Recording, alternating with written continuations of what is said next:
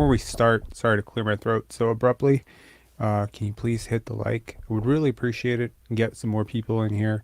Um, that was predictable. You know, sometimes it is, as Jack Armstrong says, you face the wrong team at the wrong time. There's a lot of reasons why this game probably meant a lot to the Cavaliers. I mentioned this in a post, I believe recently, or in my last video, where I was talking about really the concept of being on people's radar and how the Raptors really haven't been on anyone's radar this year. There's really nobody there's nobody on this team that's really scaring anybody. There's no LeBron James, there's no legacy, there's no Staples Center, there's no Madison Square Garden. The allure of the championship, Kawhi, Kyle, that DeMar, that entire era of Raptors basketball is just gone. And what there is now is what this is. And so now you have a Cleveland team. It's losers of 3 straight. You get blown out by Atlanta, a team that you're also chasing. The distance between you and them is growing. A team that you absolutely do not want to face in a play-in scenario, do or die play-in scenario, especially as in 9 or 10. And you beat them 3 straight this year. Their star player, who has scored 72 points this year, you've held him to 20 points in the last 2 outings. That's important. All of this creates a cocktail which simmers up. Sorry, I keep having to clear my throat. I apologize. This is why some teams get exposed in the playoffs. Mama said there would be days like this. The Raptors come out flat. Not a lot of energy. I think the first quarter was all right. They played poorly, but they were in it. The first half, it was still gettable. And then somewhere around the third quarter, it's just the wheels fell off. We're going to talk about it. Let's talk about it. OG hits that big 3, step back 3, a bit of life for him. He was negative 30 tonight. I believe he was negative 19 in the last game. He's led the team in plus minus he has led the team in the negative category for plus minus for 2 straight games. He is still adjusting. You can tell his rhythm is just off. There are guys like this. There are guys where they don't pick up a basketball for a month and they can just go right back into it and they're cool. And then there are guys that they don't pick up a basketball for 3-4 days. They're a little bit lost.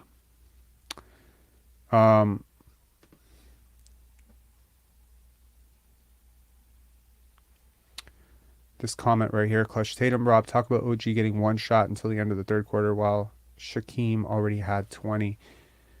Pascal Siakam is playing a lot better than O.G Anunoby right now. Personally, I don't know if you are watching O.G Anunoby on offense right now, but he looks completely uncomfortable, again, out of rhythm.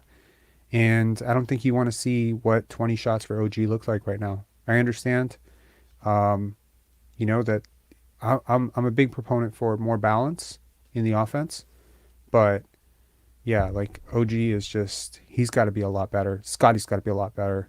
Let's see here. We were within 4 points, then it all imploded. Yeah, man, this is what happens. Talent shows up, and talent showed up in a really big way for the Cleveland Cavaliers.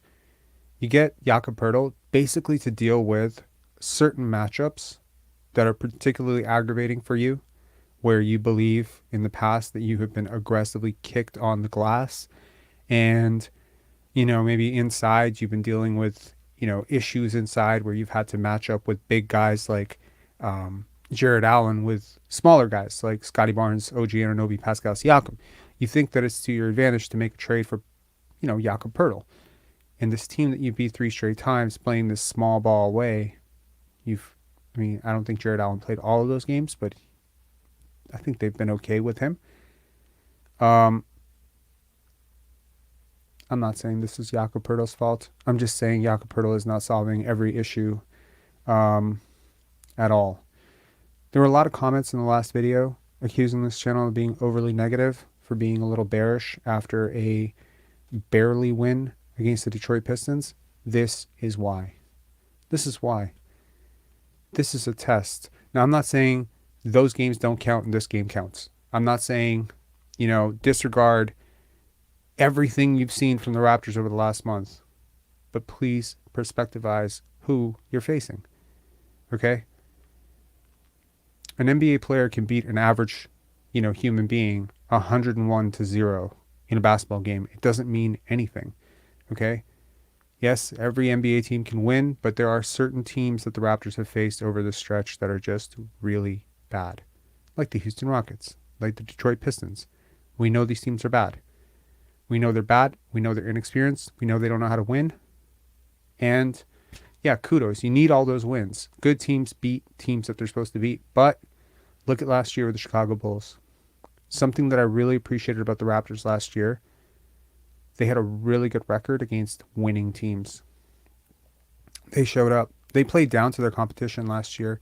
You could argue the Raptors could have had 50-plus wins last year. Easily. If they hadn't lost a whole bunch of gimmies to teams like Detroit. This year, they are beating up on the inferior competition. But consistently, at least over the last little while, we're seeing them struggle more against the better teams. Now, granted, as I say this, you have lost you've lost the entire, I think you've been swept season series by the Brooklyn Nets, which was the KD, Kyrie Brooklyn Nets. And you've beat, the Cleveland Cavaliers 3-1, right? So it's not all doing, it balances out, right? But if the vast majority of how you're gaining perspective on who this team is based on how they're performing against aggressively bad lottery teams, I'm sorry, that's just not fair. Let's look at the team stats here. This was a doozy. And I think a lot of the Raptors' issues started on defense. We're going to talk about that. Let's just start with the Cavs stats right here. Evan Mobley hitting some threes, looked really comfortable out there. He has not shot the three ball well so far into his career, but he's looking a little bit more smooth out there. Darius Garland just shredding the Raptors apart, plus 39. And believe me, when you were watching him out there, you felt it. You felt his impact all the time. In 31 minutes, Donovan Mitchell, it's staggering to look at how well the Cavaliers played when Donovan Mitchell was not on the court. That's the kind of crazy thing. He has the big box score night, 35 points. He played exceptionally well. And, a lot of jaw-dropping type of plays. But the Cavaliers were built up the vast majority of their lead with him on the bench. And look at those minutes. They played Jared Allen 33 minutes, Darius Garland 34 minutes, 33 minutes for Evan Mobley. Flip side, you got Nick Nurse, right? Obviously, a blowout loss, game out of hand. Clearly, your starters definitely got the early hook, right? For once, they sort of did. But why was Scottie Barnes and Pascal Siakam, why were these guys on the court in the fourth quarter at all? Like with 5 minutes left to go, they were on the court. Did we have a minutes number that we had to get them up to? You haven't run your starters into the ground enough this year that you need to do that. Pascal Siakam with 25 points on 24 shots. He did not have a good game. A lot of forced shots, a lot of, trying to draw contact, but the refs just weren't buying it today. They do buy it a lot, but they didn't buy it today. Scottie Barnes, 12 points. And what is so far a month? Well, so far the month is almost over. A horrible month. He's shooting 39% from the field so far this month. He's shooting 34% from three, which is an uptick, but he's been better on defense, which is an uptick, but he's got to be so much closer to the 50% and 47% he was shooting in January and December, respectively. But this is 2 months. His November was bad. His February has been almost as bad. Just the defense has been better, and the three-point shooting has been a little bit better.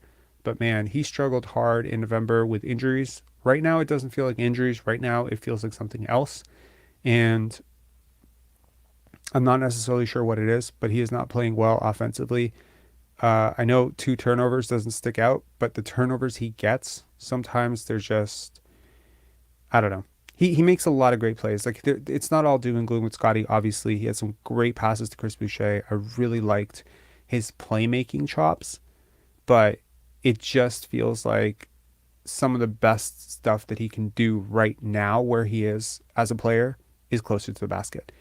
And having to sort of 5 out and create and dribble ISO against, set defenses, even when those defenders aren't necessarily great defenders, he seems to be struggling. His handle this offseason needs to take a major step up. Jakob Poeltl, 13 points, 9 rebounds, solid playmaking again, halfway decent defense. I think he was all right. The bench, I don't know, man. We'll talk about the bench. There's some good and bad moments there, but I liked the point of attack defense from Jeff Dowtin again. Another night where he gets a ton of minutes, and I was really happy to see that. Where is he? There we go. Jeff Dowtin, 3 for 7. He hits that really tough fadeaway shot. It was really good. Gary Trent Jr., comment saying get into Gary Rob. Yeah, his shot diet is just, it's bad. Just to say it nicely, it's just not, it's never been a great shot diet. So you're gonna live with a couple of 2 for 13 nights, and they just sort of, you just hope that as the season goes on, they balance out with a couple of 9 for 13 nights, and at the end of the year, the averages stack up to where they are. I do have thoughts that, we as a fan base have collectively been somewhat fearing that Gary might get $25 million, might be priced out of our range in terms of an extension. I think he might have to settle for less. He's not having a great year at all. And especially if the Raptors are bad, like if they're struggling hard this year and they continue to struggle, he might have to take a bit of a haircut, because I can't see teams just like really, really dialing up, and aggressively outbidding themselves. Why would they? They don't have to, they really don't. Jeff Dowtin and Joe Wieskamp on the court at the same time. You would think I would be super happy, and then Joe Wieskamp, that 22, that video has 22,000 views. People probably think I'm the president of the Joe Wieskamp fan club at this point, and I love him. I love what he brings. I like his compete level on defense. I like, how he kind of moves without the ball. But I watched Joe Wieskamp give a dribble handoff to Chris Boucher, who then launched a 3, and I'm like, that's what's wrong with this team. What the hell is going on here? I mean, I'm not saying Joe is like ISO Joe. He's not Joe Johnson. I'm not saying that he's some super fantastic ball handler, but I assure you his ball handling skills are at least on par, if not much better than Precious Achiuwa. And their roles are completely inversed. I mean, this is back-to-back games where I've seen Precious Achiuwa try to do a lot, too much him. Kind of going into 3-4 defenders. If you freeze frame when Precious Achiuwa takes a shot, very often there are so many people open. This is exactly what I was accusing, Pascal Siakam of doing earlier in the year, Fred VanVleet, and a lot of that is carrying over to Gary and Precious now, and also Siakam, and also Scottie. A couple times tonight he forced some really bad ones too, and OG. It's like a plague, just infecting this whole team. Let me diagram an average Raptors possession for you. One guy gets the ball. He tries to beat his man off the dribble. I'm gonna lay this out in super layman's terms, okay? There's 18 seconds left on the clock by the time the Raptors make the first pass, some bullshit weave action, dribble, hand up, dribble, hand off a couple times. Now there's 16 seconds. Now, guy number 1 is going to try to dribble and break his man off the dribble. If he doesn't have anything, he's going to pass out to somebody else who's going to try to do the same thing. And if he doesn't have anything, he's going to try to call for a screen. He's going to be like, yo, give me a screen. And so he can launch a bullshit, fadeaway 2-pointer from 22 feet. That's the Raptors offense in a nutshell. If it does not result in that, then what it will become is, someone diving into 4 defenders at the rim, begging for a call. And if they get it, great. They go to the line and, they shoot probably 72, 73% and get a pretty decent haul for their effort. And if they don't get the call, then the other team is going down the other way, 5-on-4 transition, and the Raptors will inevitably get scored on in that situation because other teams actually know how to run a power play. I'm sorry to use a hockey term here. I'm not even a hockey fan, but it's frustrating to watch the team sometimes. I'm not overreacting to one loss, just like I wasn't overreacting to a 4 or 5 game win streak. I don't care. Obviously, the grander sample size, the bigger picture here, I think is important.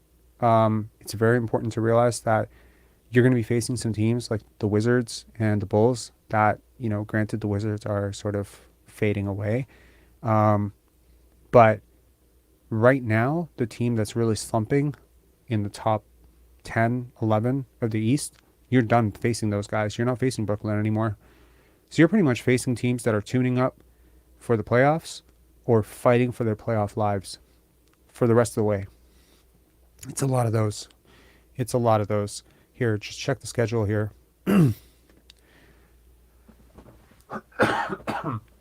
Okay. So we've got Cleveland, which was today. They lose that.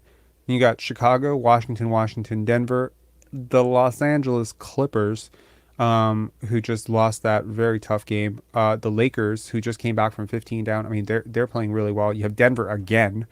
Again, this is the best team in the West. You got the OKC Thunder, the Minnesota Timberwolves, both teams fighting for play-in spots and or, possibly the 6th seed. Milwaukee, the top team in the East.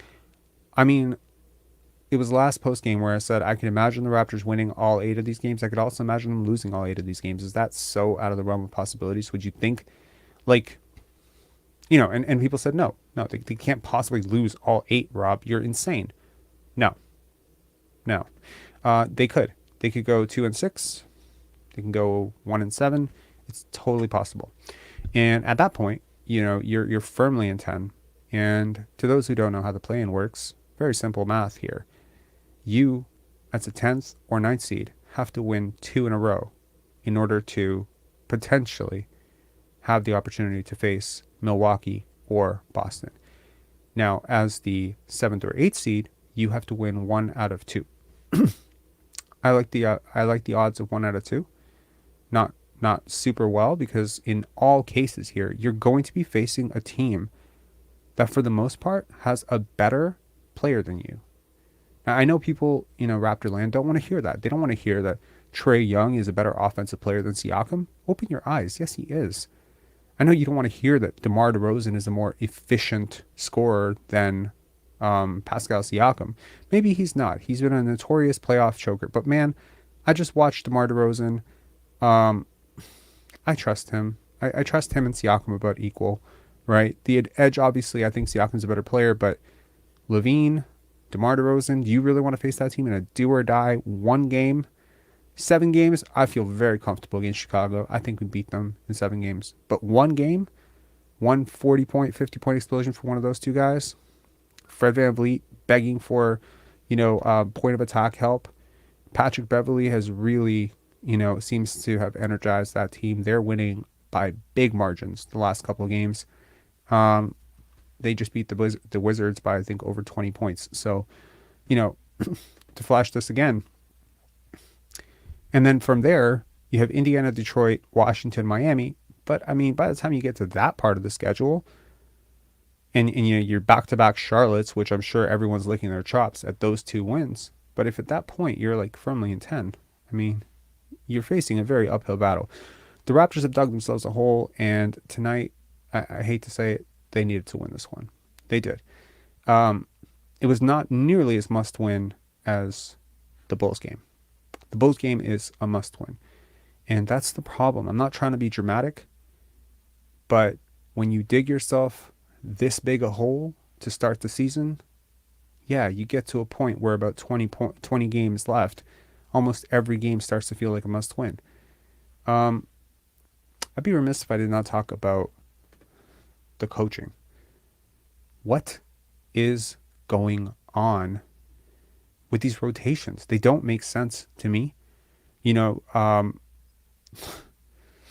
Part of me was like, oh my God, I'm going to get trolled so hard for Joe Wieskamp airballing 2 3-pointers, right?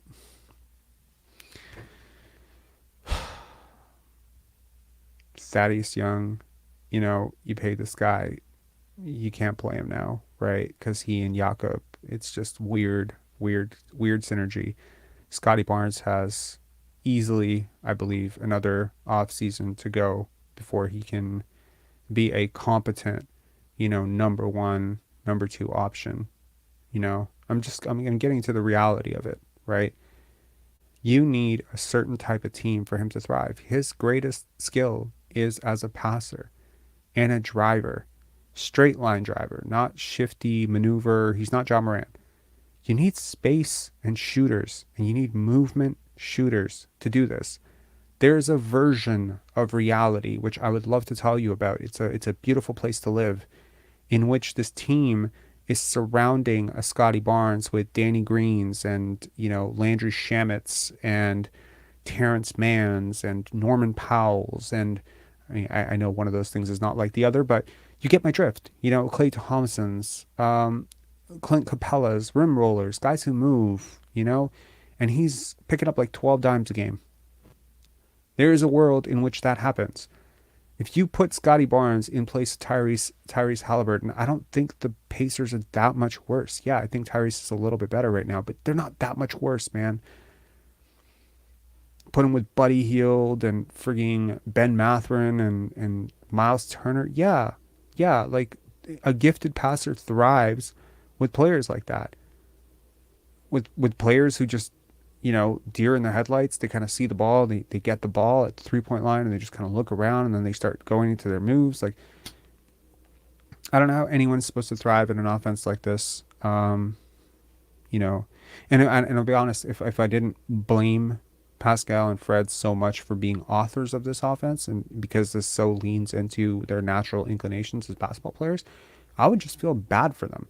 Because Pascal Siakam, in moments over the last 3-4 games, has shown you that he still remembers how to move without the basketball, that he can still shoot threes, that he can still be a really effective player who gets easy shots. My final point of this game is, at some point when I was watching, and just look at the team stats. We didn't even look at them because they're quite sad. I think they should come with a trigger warning. The Raptors give up 52% from the field and 50% from three while shooting 38.7% themselves. I mean, 36% from three is a great night for the Raptors. But the Cavs take more threes, make way more threes, twice as many threes. I mean, almost dead even on the free throws.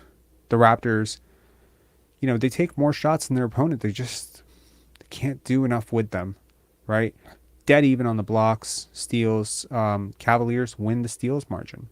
That doesn't happen to the Raptors a lot, right?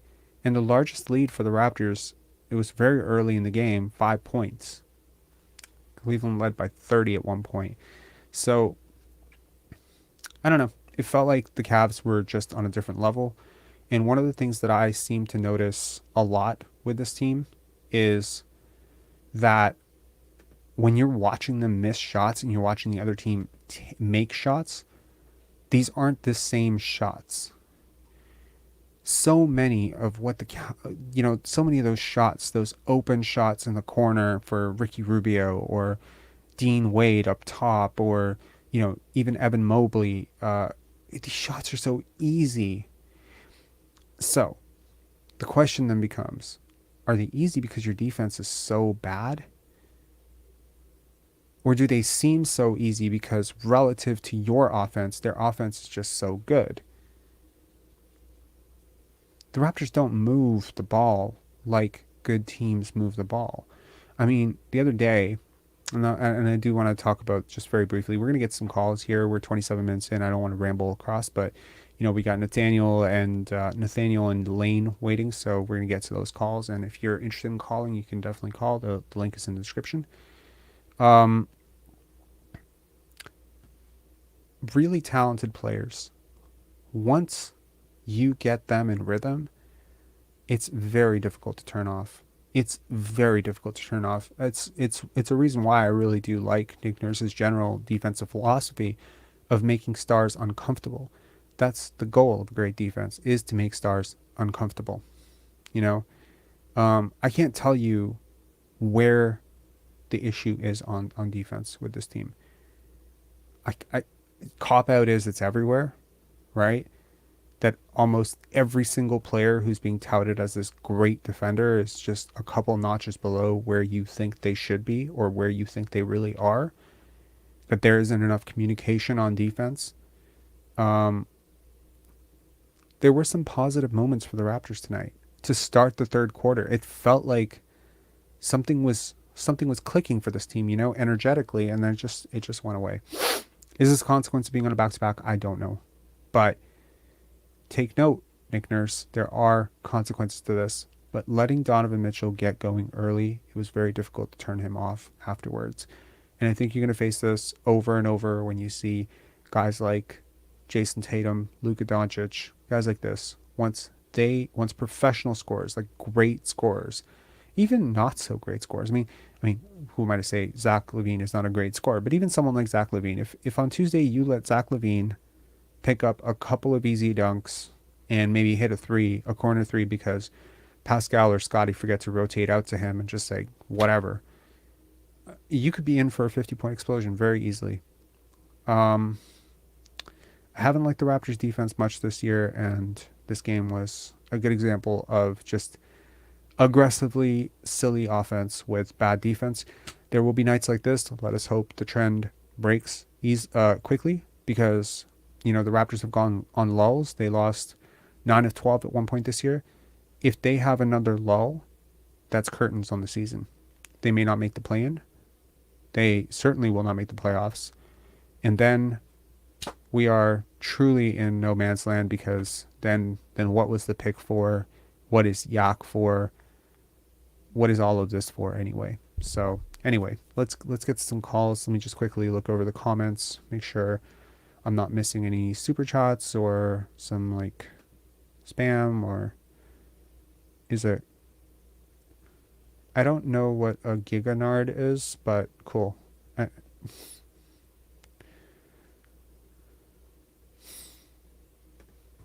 Good point.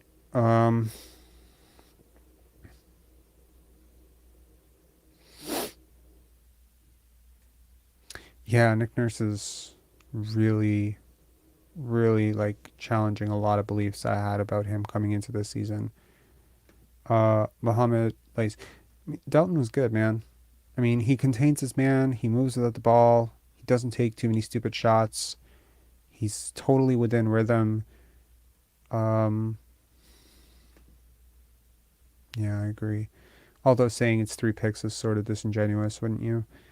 I mean, every time we say 3 picks, I mean, like if you want to be miserable, you can say 3 picks, but I believe it's more genuinely. I think it's a little bit better to say we traded a first in 2 seconds, but yes, I mean, the reason that I was so against trading a first anyway is because I think this team lacks talent, and yeah, unfortunately, Mike, that seems to be a prevailing sentiment among a lot of people. Anyway, let's get to the first caller. Nathaniel, what's up, man? Hey man, I'm usually pretty positive, but this one really, really took the wind out of me. I'm not very happy. I was actually smashing my fist on my bed as I was watching this game. Oh no. Oh my goodness, Like just smashing down, yeah, smashing the air, no, just like shadow boxing. yelling, Were you shadow yeah, boxing? yell, just yelling at the All right, TV. cool. Just yeah, I don't know. Uh, I I mean, feel what were you expecting? What were you expecting going into this? I mean, this is the um Cleveland Cavaliers. They're a good right. team with a hmm superstar, You're absolutely right. Um, and we're on the road on the second out of the back-to-back after our coach insisted on playing, our key starters heavy minutes against the Detroit Pistons. yeah, Um, as Jack Armstrong correctly articulated, though, this was the best case in back-to-backs. You had an early start one game, and then you had a later start the next day. You got a full turnaround, super short flight. They had a it's full tough. day. Yeah. And you're in Um, Cleveland. There's nothing to do in Cleveland, as our next yeah. caller will attest to, probably. Yeah. Who's calling from who's calling from Ohio. Anyways, so yeah, so I guess that's the question. What were you expecting? To be honest, I wasn't expecting, let's say, a win because, like you said, back to back, we don't have Fred. Um, we don't have a lot of shooting in that starting lineup when Fred's not there. Um, I was That's expecting a fair. more competitive game. I was really expecting a little bit more of an effort, a little bit of maybe this is Sparta last, throw something at the wall and see what sticks in terms of Nick Mm, Nurse. You know what I mean? Like just trying some new guys off the bench. Like I really like Dowtin. I mean, I know his 3 pointers a little shaky, but everything else, man, everything else that guy does is gold. I love him as a player. I thought more Precious minutes would have been cool. Uh, more Boucher minutes. I would have liked to see more Joe Wieskamp earlier in the game, the competitive portions of the game. A yeah, me lot too. of selfish play. A lot of selfish play. Raps shoot 36% from three. Like, not enough threes. Like, come on, it's 2023. We need to be getting up twice as many threes, if not more, even from mid shooters, because the math, We just generate really bad threes, man. right? But I hear you. I hear Yeah. you. Unless, I mean, look, the math says quite concretely, it's undefeated on this that a Hmm. 34% 3-point shot is a more effective shot than a 50% 2-point shot. The Raptors Yeah. take a ton of games where they've shot like 45 to 46% from two. A Yeah. lot. And that's Yeah. simply not what good teams do. Good teams get layups, threes, and they have superstars that get a lot of mid range shots. Yeah. Um, guys like Kevin Durant.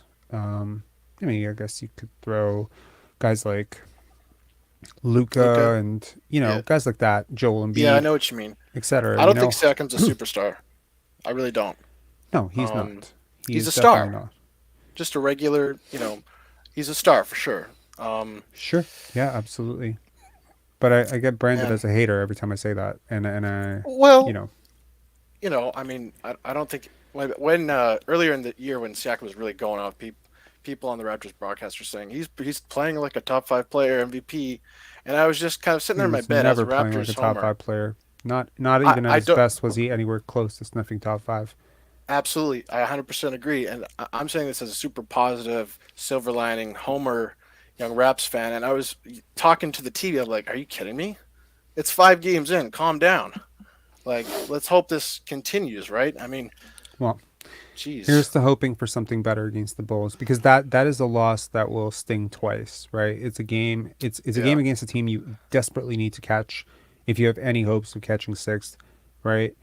And again, sometimes you find lightning in a bottle with free agent signings. And I'm not saying that Patrick Beverly is some great player. I love him. I like him a lot. I've liked him for a long time. And I think he's the type Right. of guy who can come into your locker room and change some people's minds about their competitive fire and, just sort of their energy that they bring towards the game. It may be short Yeah. lived. A lot of times those types of personalities burn out quickly, but you don't need him to ignite your locker room for 6 years. You just need it for 20 Yeah. games. And if Yeah. he, it becomes the catalyst for a 10-game run, well, boom, there's another team you won't catch. And now you're really basically banking on the Brooklyn Nets to fall off a cliff, which I mean, they might. I mean, they've been losing a lot. Um, Yeah. That's but expected. but I don't think they're going to lose every game from here on out. You still have to catch them. No. For absolutely, Yeah. 100%.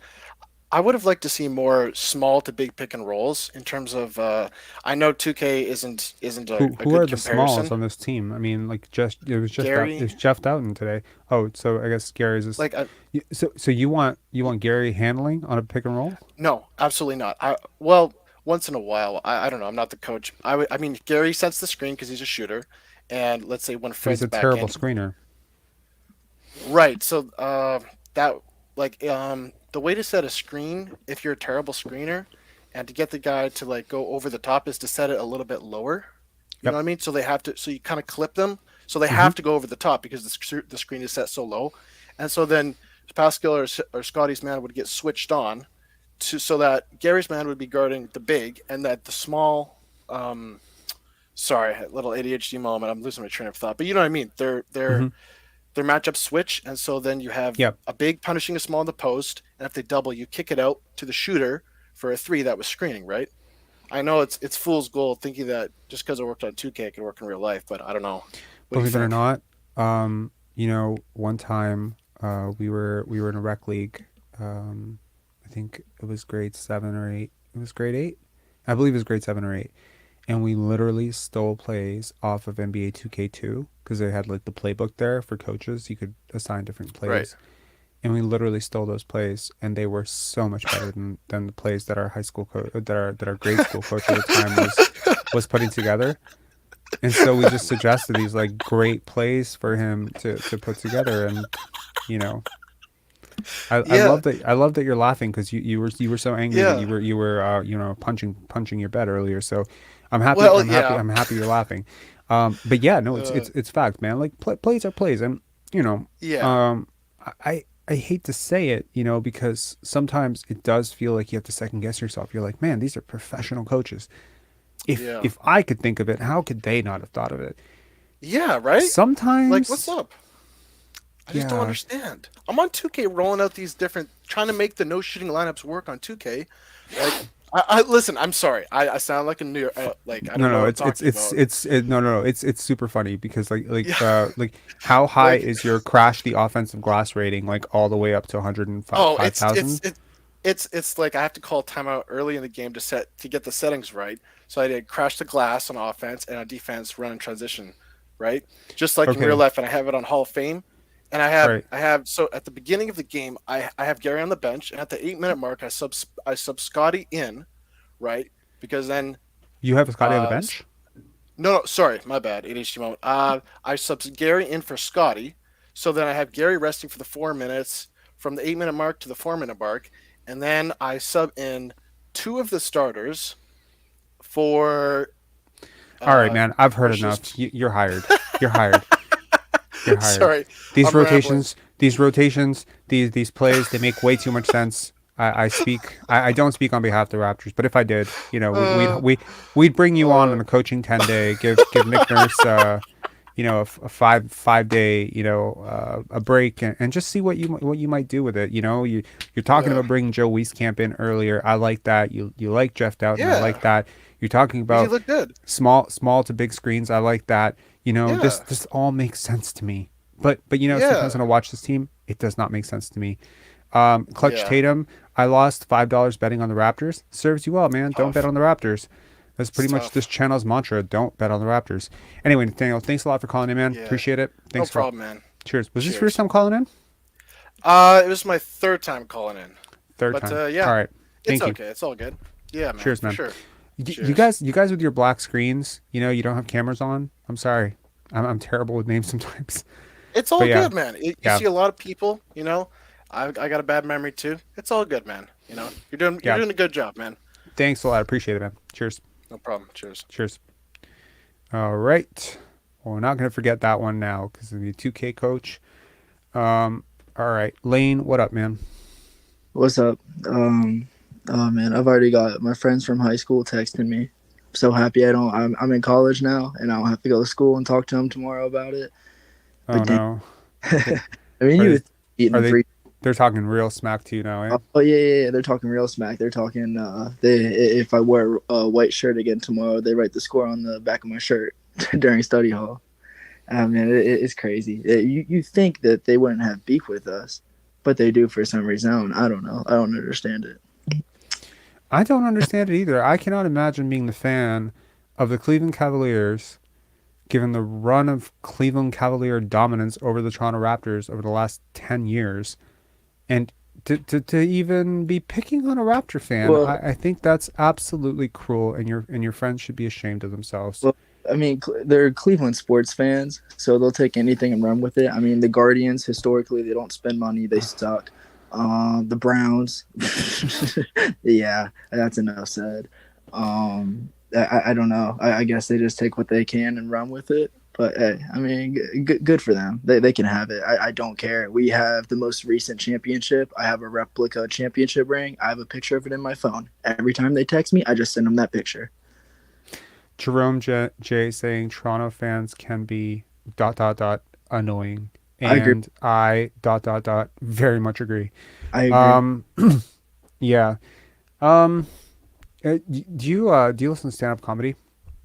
Yeah, actually, on the baseball team I coach, one of my players' parents was a stand-up comedian for a little while, and actually made it to a few shows in LA a few times, which doesn't Cool. sound that big, but yeah. Have you heard of Daniel Tosh? Ah, shoot. No, I Tosh don't. point oh. Some people hate him, some people like him, but he had this entire joke about how they should have a war, like how they need to be we need to be kinder to soldiers, Mm, and we need to basically he's like bring the war home, bring the troops home, let them fight war here, right? Let them drive to war. And I think he said, fight the war in Idaho. Nobody needs that place. yeah, I honestly, when he said Idaho, I heard Cleveland. yeah, yeah. It's a Just waste. like, yo, I do not. I don't know. I don't like to talk complete mess about an entire city or state. As it's just not a fan of Cleveland, man. I'm not Yeah, a fan of Cleveland sports. And yeah, yeah, I mean, yeah. there's a lot of cities that I do like you know, that have NBA teams, but man, that's not one of them. And No, Draymond Green brought up a really interesting point about the All Star game because he said, you know, this is supposed to be a treat. You know, it's supposed to be a treat for players. Like you get selected, you get to go. This is supposed to be a treat in the sense that it's a break in the middle, and now mm. you got to spend your whole time in Salt Lake City. That's a fair point too. You know, Salt Lake it's not City. for every. That's a Pardon? beautiful. It's I'm sorry. beautiful, It's but beautiful. it's beautiful if you're like a certain type of person with a certain type of goals, right? Yeah. It's not Miami, No, right? obviously, but And like at least it's it's nice. cold. You It's go to cold. Cleveland. Toronto's cold. Cleveland's cold. You know, Salt Lake City is cold, right? Park City's cold. Like, I mean, shit. Like, I feel like here's a suggestion for the All Star game. I think this would make All Star Weekend way better. Mm, Every single year, host it in a different like city across the world, but like great cities across the world. No, like no offense to Salt Lake City. Like hosted in Paris one year, hosted yeah, in Rome, hosted in you know shit South Africa, hosted in Japan. Like why not? Like why can't we do that? I mean, there's Masai 10 would days off, love. 9 days off. Pardon? Masai would love your Africa suggestion. You hear what he said the other day? What do you say? He said there's 10 Joel Embiids running around in Africa right now. I so hate that statement though. Like I I genuinely resent it. Every time he says it, I get either. pissed off because I get why he says it. So I'm Mhm. not criticizing that he's saying it. But the notion of it, like It's he's just saying so, it from a very you know, left brain perspective of go invest in Africa and you will unearth multi-million dollar assets, right? He's approaching this from a very business standpoint.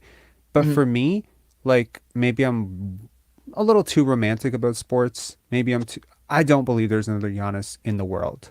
I believe there is a 7 footer who moves like Giannis, maybe has arms and hands like Giannis, but human beings are very unique. And when we're talking about guys like Scottie, Pascal, you know, Joel Embiid, Giannis Antetokounmpo, these guys are all like very, very different. Well, not Like just I guys, don't know even another 27th overall pick who picked mhm, up basketball at the age of mhm, 17, who became a two-time All NBA. I cannot think of another person in the world, in the mhm. history of the league, that fits that prototype. Yep. Yeah, you can say Giannis and Joel Embiid and Pascal Siakam come from, you know, a similar pipeline in the sense that they picked up basketball a little bit late. They happen to be of African lineage. They're taller players with long arms, et cetera, et cetera. But I do not propose the idea that um, you could use this sort of factory assembly line type of, you know, commodity based thinking when it comes to human beings. I don't Well, like it. not even like just like in Africa alone, but like even like the end of the bench guys. Every end of the bench guy on the NBA would give every like lifetime Planet Fitness basketball player buckets. Like Brian Scalabrine had one of my favorite quotes ever, and it's I'm "I am closer to LeBron than you are LeBron to than you me. are to me." Exactly, and it's like that's so true because How do we so both get that? That's funny. so often do we forget how like these guys are professionals, and you know like uh, I don't know, like even like Malachi Flynn would sit me on my ass over and over and over and over Easy. again. He would Easy. beat the shit. He backed. I mean, I'm 5'11", like 180. He'd back my ass down. I think I'm pretty built, but he'd back my ass down. He'd fucking sit on me. He'd give me the "you're too small." Like he would cook me. And it's so hard to imagine because then you watch Yeah. these NBA games and it's so easy for the average fan to be like, well, why doesn't this player do this? Why doesn't this player do that? And it's like, well, you just don't realize like the skill level is so insane. Yeah. And Yeah. I guess it takes me to my next point, and I feel like I don't know. I feel like I'm going back on what I just said because why the hell is Delano banned on this team? I don't. I understand the potential, but here's my thing, and I've said it since we drafted him. If he wasn't from Toronto, he wouldn't be on the team. For I some don't know reason, about that. I don't know for about some that. reason, He's a tall ball handler. He has some defensive potential. He's switchable. yeah, but He's would we he's have? also like a late prospect, like a late bloomer. Um, what do you I not like about him? He's as evolving as a shooter so too. so so as a Big Ten guy, Midwestern guy, I got to watch You him watched Nebraska, right? yeah, and because I mean they're obviously in Ohio State's conference. We play them twice a year, and I knew he was on our draft board because he's tall. I saw the mocks and everything, and I remember watching him. And I was like, this guy was getting cooked by like Ohio State's best unit. You know He who was was getting higher cooked. than him on our mock board or on our draft board? I couldn't even tell you. Joe Wieskamp. Yeah, Just an inside I little tidbit. I happen to know that. Yeah, I love Joe. He was at Iowa. I mean, but I was me just too. like, why this guy? I mean, I see the raw potential, but you're telling me you wouldn't trade him today for Will Barton? You wouldn't cut him and pick up Will Barton? I mean, his cap hit's not going to be that much. He's a second round No, pick. I get it. I wanted us to get Pat Beverly because I think Pat Beverly is the type of personality that could absolutely challenge a Fred VanVleet or a Pascal Siakam. Um, I think he's the type of person that can sort of like straighten out Any, a locker room. yeah, He yeah. would take over. For sure. Maybe that scares some people, but I would rather a team emotionally at least led by Pat Beverly than, because he's won everywhere. He won with the Clippers before Kawhi got there. He leaves. He wins with Minnesota. Like he just wins. And this guy, he cares about winning. I like players who care about winning. To your specific point about Delano Banton, honestly, Delano Banton for Will Barton feels pretty lateral because honestly, if either one of those guys are playing major rotation minutes, we're not winning. So I'll take the younger player. I just Um, like the shooting of Will. I mean, you got to think last year when he was on the Nuggets. I'm not saying I he'll do like, this, bro. but I he was like the shooting of Joe 14, Wieskamp, but just this 30. team just Oh, does hold not on. generate good shots. Not at all. No, And I think it comes from too, as much as some people are so quickly to dismiss Fred, we see how much he opens up the floor. Like even in that last game against the Magic, that's a surging Magic team, Did regardless you of think their. the defense was bad today? Yes, first of Okay, all, it can get worse because if Fred VanVleet gets stuck on Jared Allen in the post, or if Fred VanVleet, look at the Cavs. Okay, just literally look at them. Now find me one player on that team that felt Fred VanVleet can guard other than Isaac Okoro. and Literally any one tell me player. I mean, maybe Levert, but I mean, Okoro, Levert, I don't think he can Royal guard. He Neto, cannot guard Karis LeVert, and he Royal could Neto. maybe guard Ricky Rubio. No, I mean, yeah, Rubio. I mean, I don't know. I'm just watching the game with my dad because it's on Bally Sports Ohio, and usually I like live stream the games on my phone. Sure. But since I'm in Columbus, I mean, I'm just watching it live, and my Yeah. dad doesn't watch NBA basketball. He's a college basketball only guy. He's a Midwestern white boy, so he grew up thinking Larry Bird was the greatest thing ever. So he really hasn't watched. Larry Bird's awesome. Yeah, I agree. He hasn't watched basketball since the Michael Jordan era, and every time you bring up LeBron James, he's so quick to tell you Michael Jordan's the GOAT, which I agree. But Getting I off mean, topic here. I know, but like we're just Rein it watching. back. I know. Well, we're just watching the game, and he knows that he doesn't know who hit on the Raptors. But he's talking about who's the guy that won Rookie of the Year last year. And I said number 4, Scottie Barnes, and he just looks at me. He's like, "Really?" And I think as fans, like you just I look get it. over his month because he was so great in January, and then you look at February, and it's like there's just I get improvement is not Linear. there's a lot of rabbit holes and everything, but man, I mean, Mobley tonight, and like I said, I think if you switch them, I think I think Scottie will have a lot more success on that team, and Mobley will look Sure. more like Scottie on this team. But I mean, just the Honestly, Scotty's had a better year so far than Mobley. Offensively, it hasn't even been close. Offensively, over the last 2 years, it hasn't been close between Scotty and him. Scotty's been better offensively than Cade, better than sure. Jalen Oh, for Suggs, sure. better than Jalen Green. So Yeah, if I told you for coming sure. into the draft that this guy that you're drafting, number 4, is going to be better than the number 1 pick, number 2 pick, number 3 pick, and number 5 pick offensively, you take it. You know, it doesn't necessarily mean a hell of a lot to me personally that Mhm. he hasn't been as good as the number 8 pick offensively this year. For his career thus far, he has been the best offensive player in his draft class, which is supposed to be a stacked draft class. Is that entire draft class overrated? I think so. In Yes, hindsight, yes, yes, probably hell yes, right? yes. Oh my gosh, it's Um, still. but I told you what I time will was. tell. Time will tell. I, I'm not writing off an entire draft class after a year and a half to 2 years. But a big part of the selling point of that draft class was Cade being like the best player since sliced bread. He hasn't been, and he won't be, in my opinion. He's good. He's like, if he ends up being a 3-time All Star, color me very surprised. Jalen I Suggs, one he's time. cool. You know, uh, he's good. Jalen Green, a lot of empty calories. Evan Mhm. Mobley, great defense, but offense doesn't look like tonight very often, right?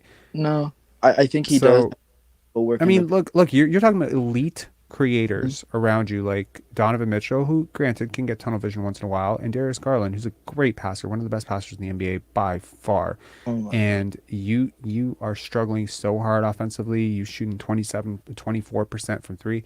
Yeah, I think his offense, like when people said he's going to be Anthony Davis, like Anthony Davis is a better offensive player than Evan Mhm. Mobley right now at the Mhm. same age on one leg. So defensively, I see it. I buy it. I Yeah. get it. Scotty's the closest thing to a two-way prospect in this draft. And since the Raptors prioritize two-way, yeah, I would like to see him in an offense that makes a little bit more sense. But yeah. I mean, one last thing, because I'm Yeah. sorry I'm taking so much time. There's a rule in the NBA, and I know it hasn't been talked about a lot. I've seen it a little bit on social media, but you can't have 3 players on rookie max extensions on the same team. And when Mobley is eligible for a rookie Mhm. max extension, Donovan Mitchell will still be on his rookie max extension, and Darius Garland will be on his rookie max extension, meaning one of those guys is going to have to go. More I than like, don't think that's the rule. I think you cannot trade for a player on a rookie max extension. I could be wrong, but I'm happy to see it. I don't yeah, think there's any rule in I'll the look hell. into it. I don't think there's any chance in hell that a team would be forced to give up a max player because of some bullshit rule like that. I don't think the players association would You agree would hope differently. not. Well, I heard this. Yeah, My, yeah. my Anyway, I Lane, I gotta get going, man. It's a that's long all good. call. We gotta get going, but thanks a lot for calling as always. Couple of people in the queue. Always good chat with you, man. No Cheers. problem. Appreciate it. Good night. Cheers. Bye. Good night. Jonathan, what's up, man? Hey, not too much here. Not too much. What'd you think of the game tonight? Didn't catch a big chunk of it. Okay. That's actually partly why I'm calling. I think I've just been getting so, I guess, indifferent is the word. I recently picked up chess, and I cared more about Chess. looking up for a new opening than watching the end of this game. So it's Let's play. I've been playing chess okay, so yesterday, crazy as shit. At 11:30, I'm like, okay, I want to play 2 games.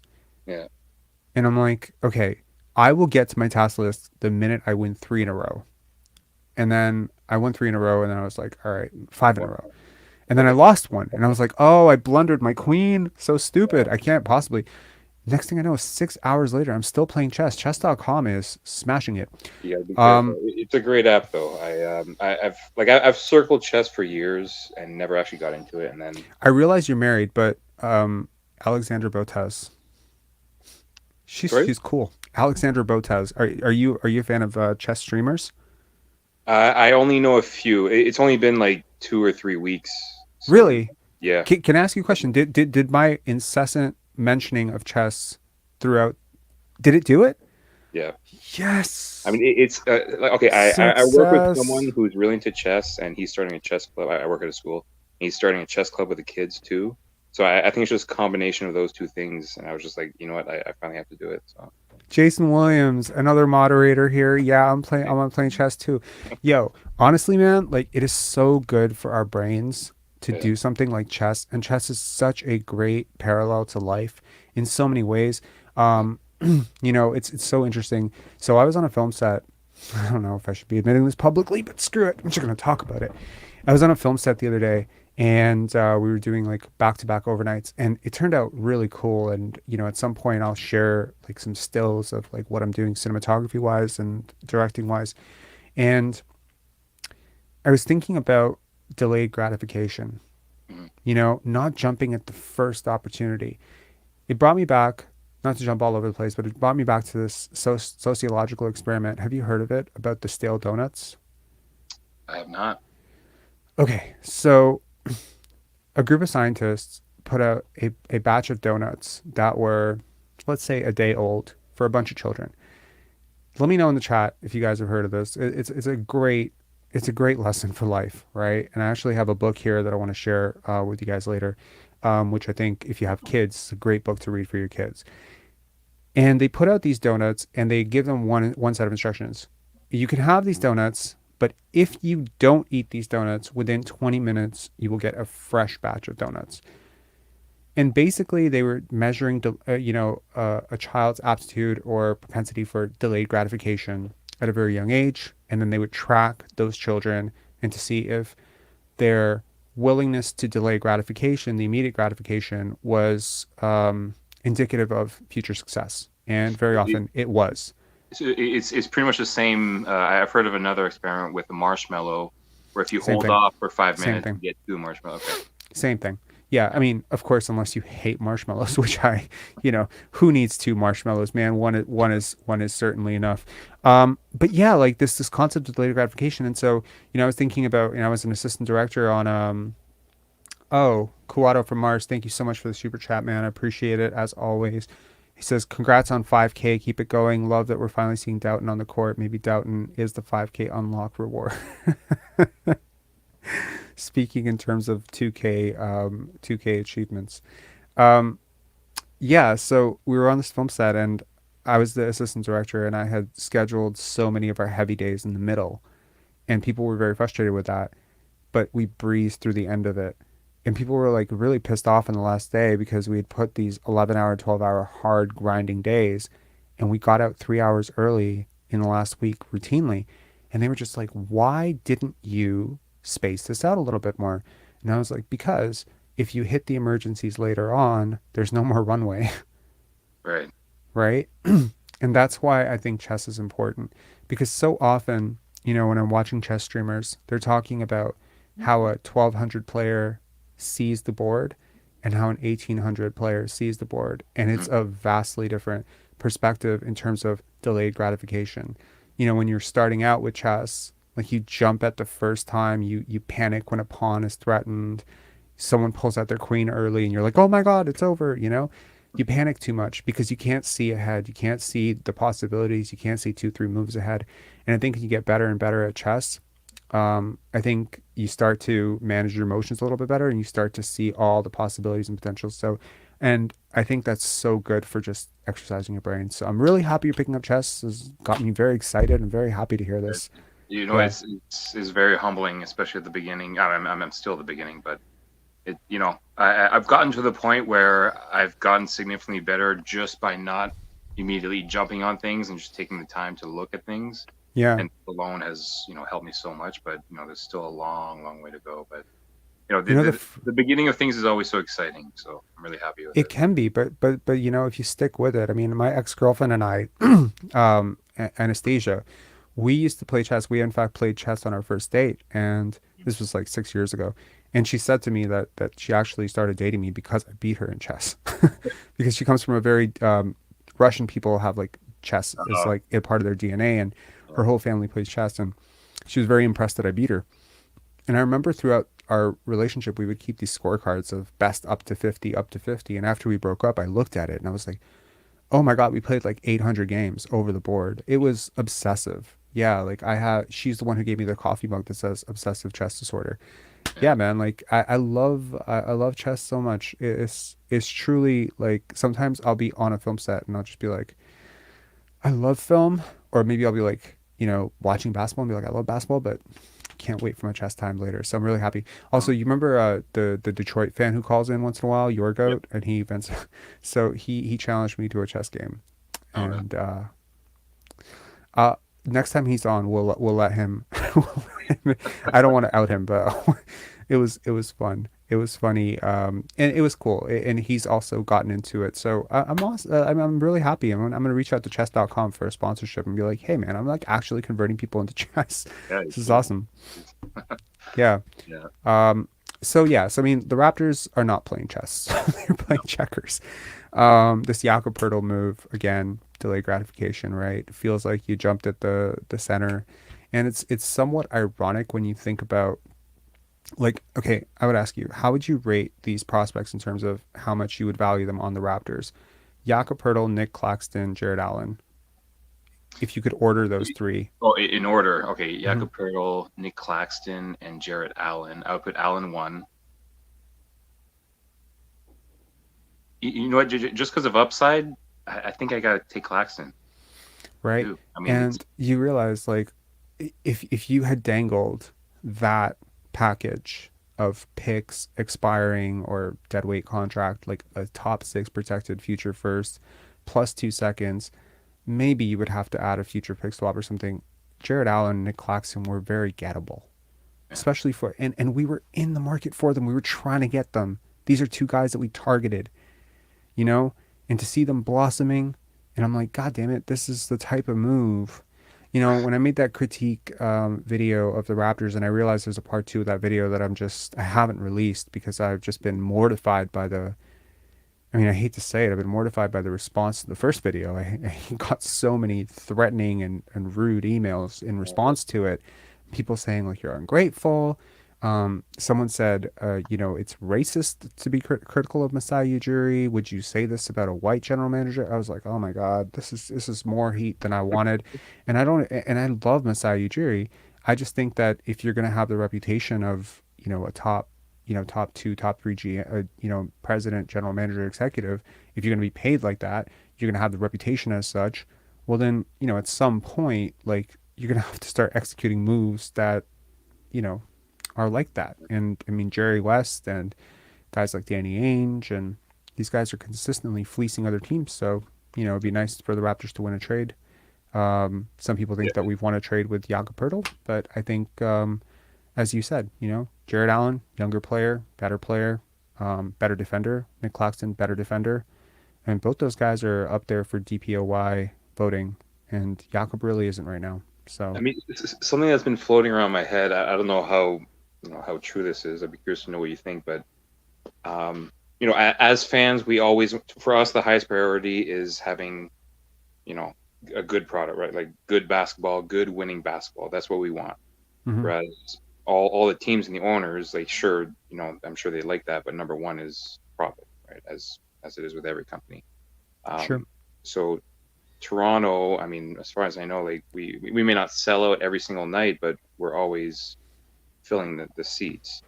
And so is winning really a priority, or do they see maybe these potential 2 playoff games at home as a bigger prize than, having a 10% chance of getting one of the top 2 picks this year? And like for example, the move getting Poeltl, like he was a fan favorite, next Raptor. Do they maybe see that as more of a priority? I don't know. I don't know the board. I've never met the board. I don't know what their modus operandi is. I realize that the world's in a sort of shaky financial position, and sometimes change is hard. The Raptors have been, at least while in Toronto, their seasons in Toronto, their seasons at Scotia, and prior to that, ACC, have been winning seasons for a really long time. Missing the playoffs whilst being here might be a scary outlook. However, I would argue if Scottie Barnes doesn't outperform last year, you probably missed the playoffs last year, right? Right. They were geared up to lose last year. A lot of people were on the block. Siakam was being shopped, you know. Um, Suddenly, Scotty pops a little bit, and you get complete new visions of like, oh, maybe this whole thing can work. And I think maybe they bought in too aggressively into that. As much as I would like to think that this is MLSE mandated, and it would be a very convenient sort of cop out of like, oh, greedy organization just wants playoff revenue, 2 games, whatever. I would be much more inclined to believe that greedy, profit driven international market eyes Victor Wembanyama as top prize, easily boosting the value of every single. I mean, do you know how? I mean, God damn it, the player. I haven't looked at how expensive tickets are right now, but if we drafted Victor Wembanyama, do you realize how much those tickets will go up 10% overnight, and people would pay. People would pay. Young, hypey prospect, best prospect since LeBron, best prospect since Kareem. Shit, 10% might be conservative. 20%. You would make up that lost playoff revenue in like 7 games, 6 games, max. Forget that. Jersey sales. Oh my God. Every single person wearing a Wembanyama jersey. My God. Like, I mean, you talk about the potential. Like, I swear to God, like if I ran the Raptors, like I would have. Do you remember The Replacements with Keanu Reeves? I remember the movie, never saw it though. It's a football movie where all the players strike and they hire a whole bunch of people. Honestly, man, if it were up to me, I was running the Raptors, you would be my starting point guard this season. Okay? I would be starting shooting guard, probably. Maybe my starting center would be Jamal McGlure himself. I might bring back Michael Jordan from retirement just to sell tickets. Maybe Charles Oakley would be on that team. We would run like a whole bunch of like 60-year-olds on the bench. Like, it would be bad. We would never win a game. I would not risk, another team out tanking me. And yeah, that would suck for a year, but it would be very fucking clear why we were doing it. There's a real chance here. I think that's JC. Can I be the power forward? I mean, I don't know. How good are you? Are you bad enough to be my starting power forward? I was going to say, are you bad enough? We need guys who do not pass, do not shoot, do not rebound. Okay. No, I'm obviously kidding. I wouldn't completely declass, like I wouldn't be unclassy about it, but I certainly would move a lot of these players that I've been harping about for future assets. I might even move them for like extra picks in 2023 because you never know. Like, you never know who gets the 3rd pick, 2nd pick, whatever. He's not sold on Scoot Henderson. I mean, shit, someone wasn't sold on Luka. They traded Luka. Jason Tatum was traded. Luka was traded. Both of these guys were fucking traded. I mean, granted. Well, 4 teams weren't sold on Luka, right? So. No, Luka was picked 3rd. Luka was the 3rd pick. Nope, Luka was picked 3rd. Trae Young was picked 5th. Traded for 5th. And so they traded 5th plus assets for 3rd.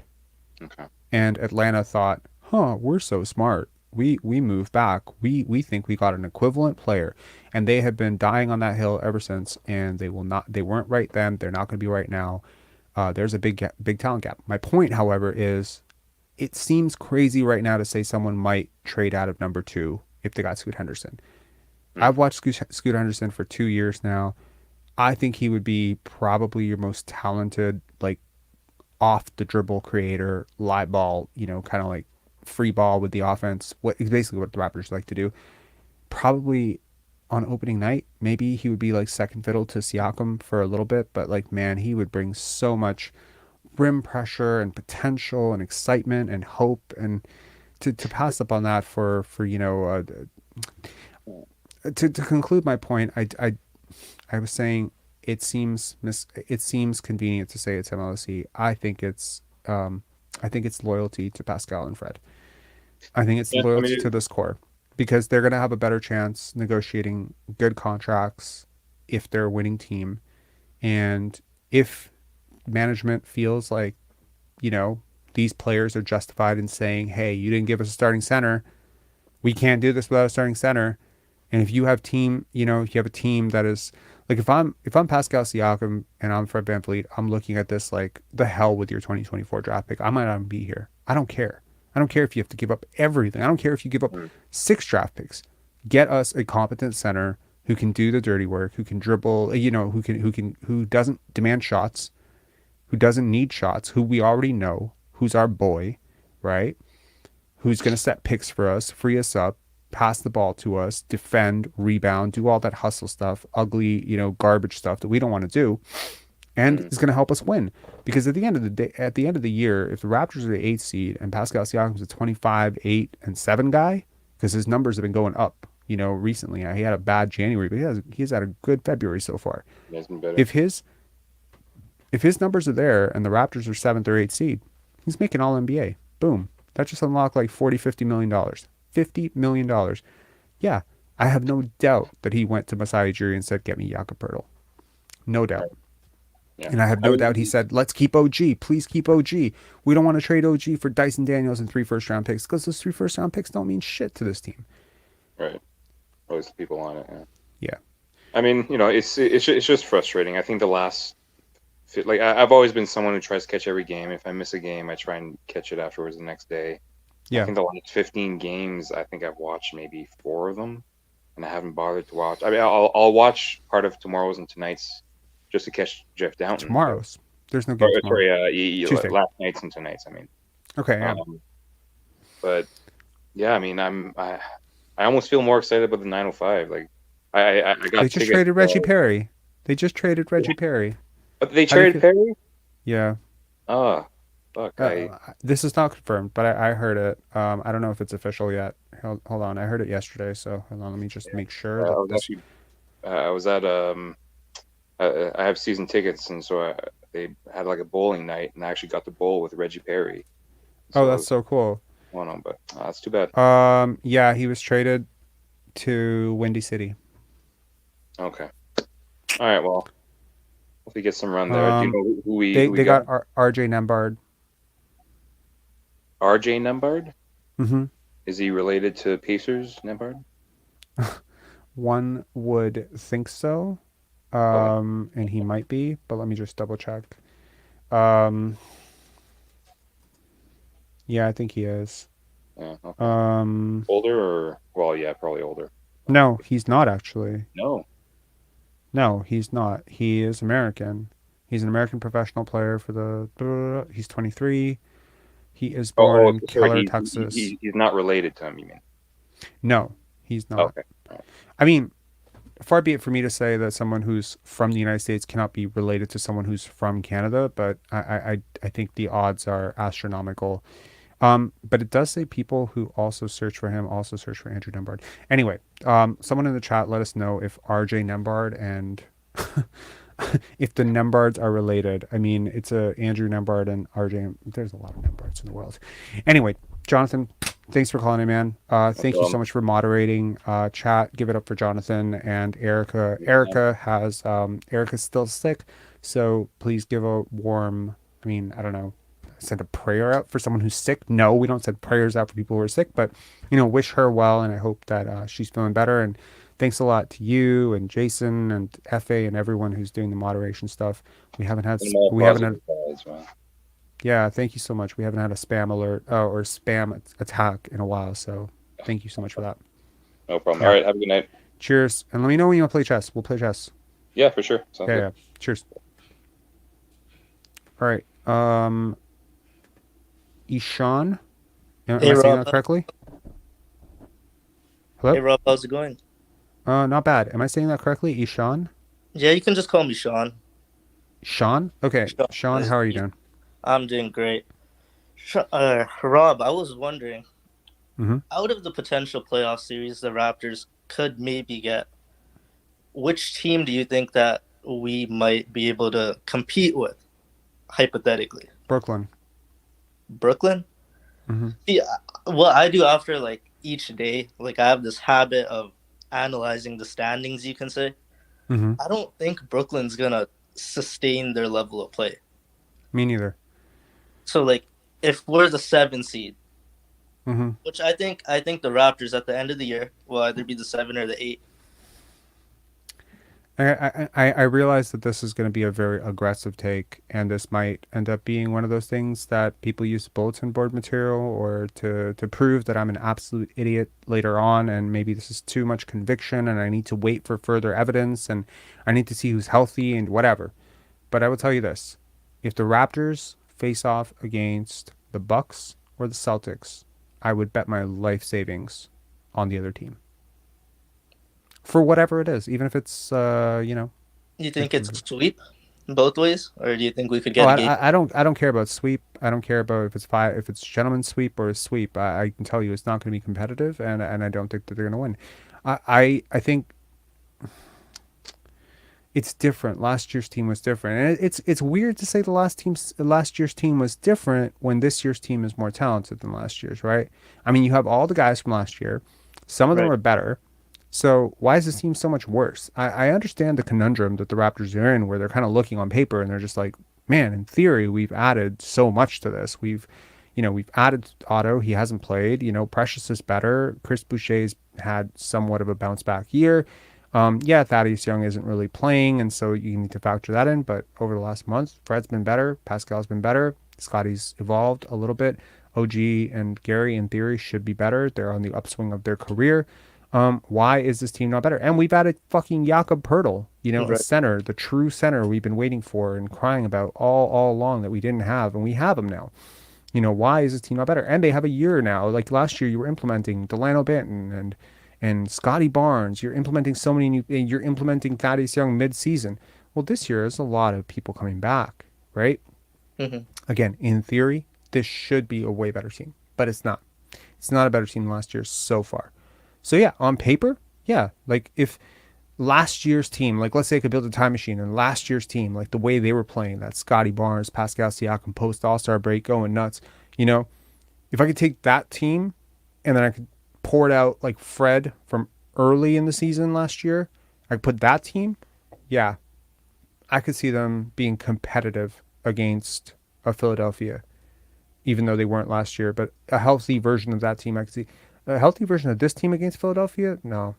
James Harden looks better this year. Tyrese Maxey looks better. Joel Embiid looks better. I mean, the They, only reason I'd be really worried about Philadelphia is because, I mean, Pirtle is not going to stop Joel Embiid. There's not many people that can match up with Joel Embiid one-on-one regardless. It's Mhm. more so like, I don't think our roster would. I think on the other end, he kind of hurts you with Joel Embiid because, one of the best attacks against Joel Embiid is to space him out, force him to consistently guard, not close to the basket though. But now, like one of their best shot blockers can just hug his man who has no gravity outside 8 feet, so he can Like always drop. Philadelphia would struggle because they get to the line and they'll get the benefit of the call against us. That's just the truth. I mean, I mean, we're they the have only. two stars, like two real stars. And I know that people, because James Harden's reputation took a hit after his, departure from Houston and then his short, brief stint. And, there's a lot of, again, like people just wrote him off as washed. I've watched him a lot this year. He's good. He's like really good. He's better. He's been a lot better this year. And I think people who are, maybe still thinking of overweight James Harden or still rusty. I don't know what he was going through injury wise, but he looks better this year. Yeah. I think like one of the only things as a fan right now that I have like joy or excitement for is the fact that this is going to be unpopular because there's team tank, there's team compete. Mm-hmm. I'm like team compete at the moment after we went in Okay. with Pirtle. I Mhm. understand that the ceiling for this team is first round max. We're not going to get out of the first round. That is a world of delusion, if I say Okay. that, right? And you I'm think of the you think a mindset. first round ceiling was worth this I compensation for Jakob? My rebuttal or like my argument for that would be I believe Scottie Barnes, if he is our franchise guy, we need to see him in the biggest moments in the postseason. He needs those reps, Hmm. and it's a learning curve for him. I don't believe in building in a losing culture. That might be unpopular. I just don't think that you want your winning guy. Like you look at Houston. Mm-hmm. I know that's going to be the obvious example here, but Houston sucks. They have all this young talent, but they're terrible from management to coaching, and their young guys are inefficient. They're not learning how to win. If they have all of this talent that you like, how is management so shit? It's the structure, though. It's. I believe it's the structure. Maybe you can just pinpoint that strictly on coaching. I believe it's on management and to at least get some vets, right? I think Steven Salas is going to get fired if he hasn't already been fired. I haven't been keeping up, but like he has not been good. Brian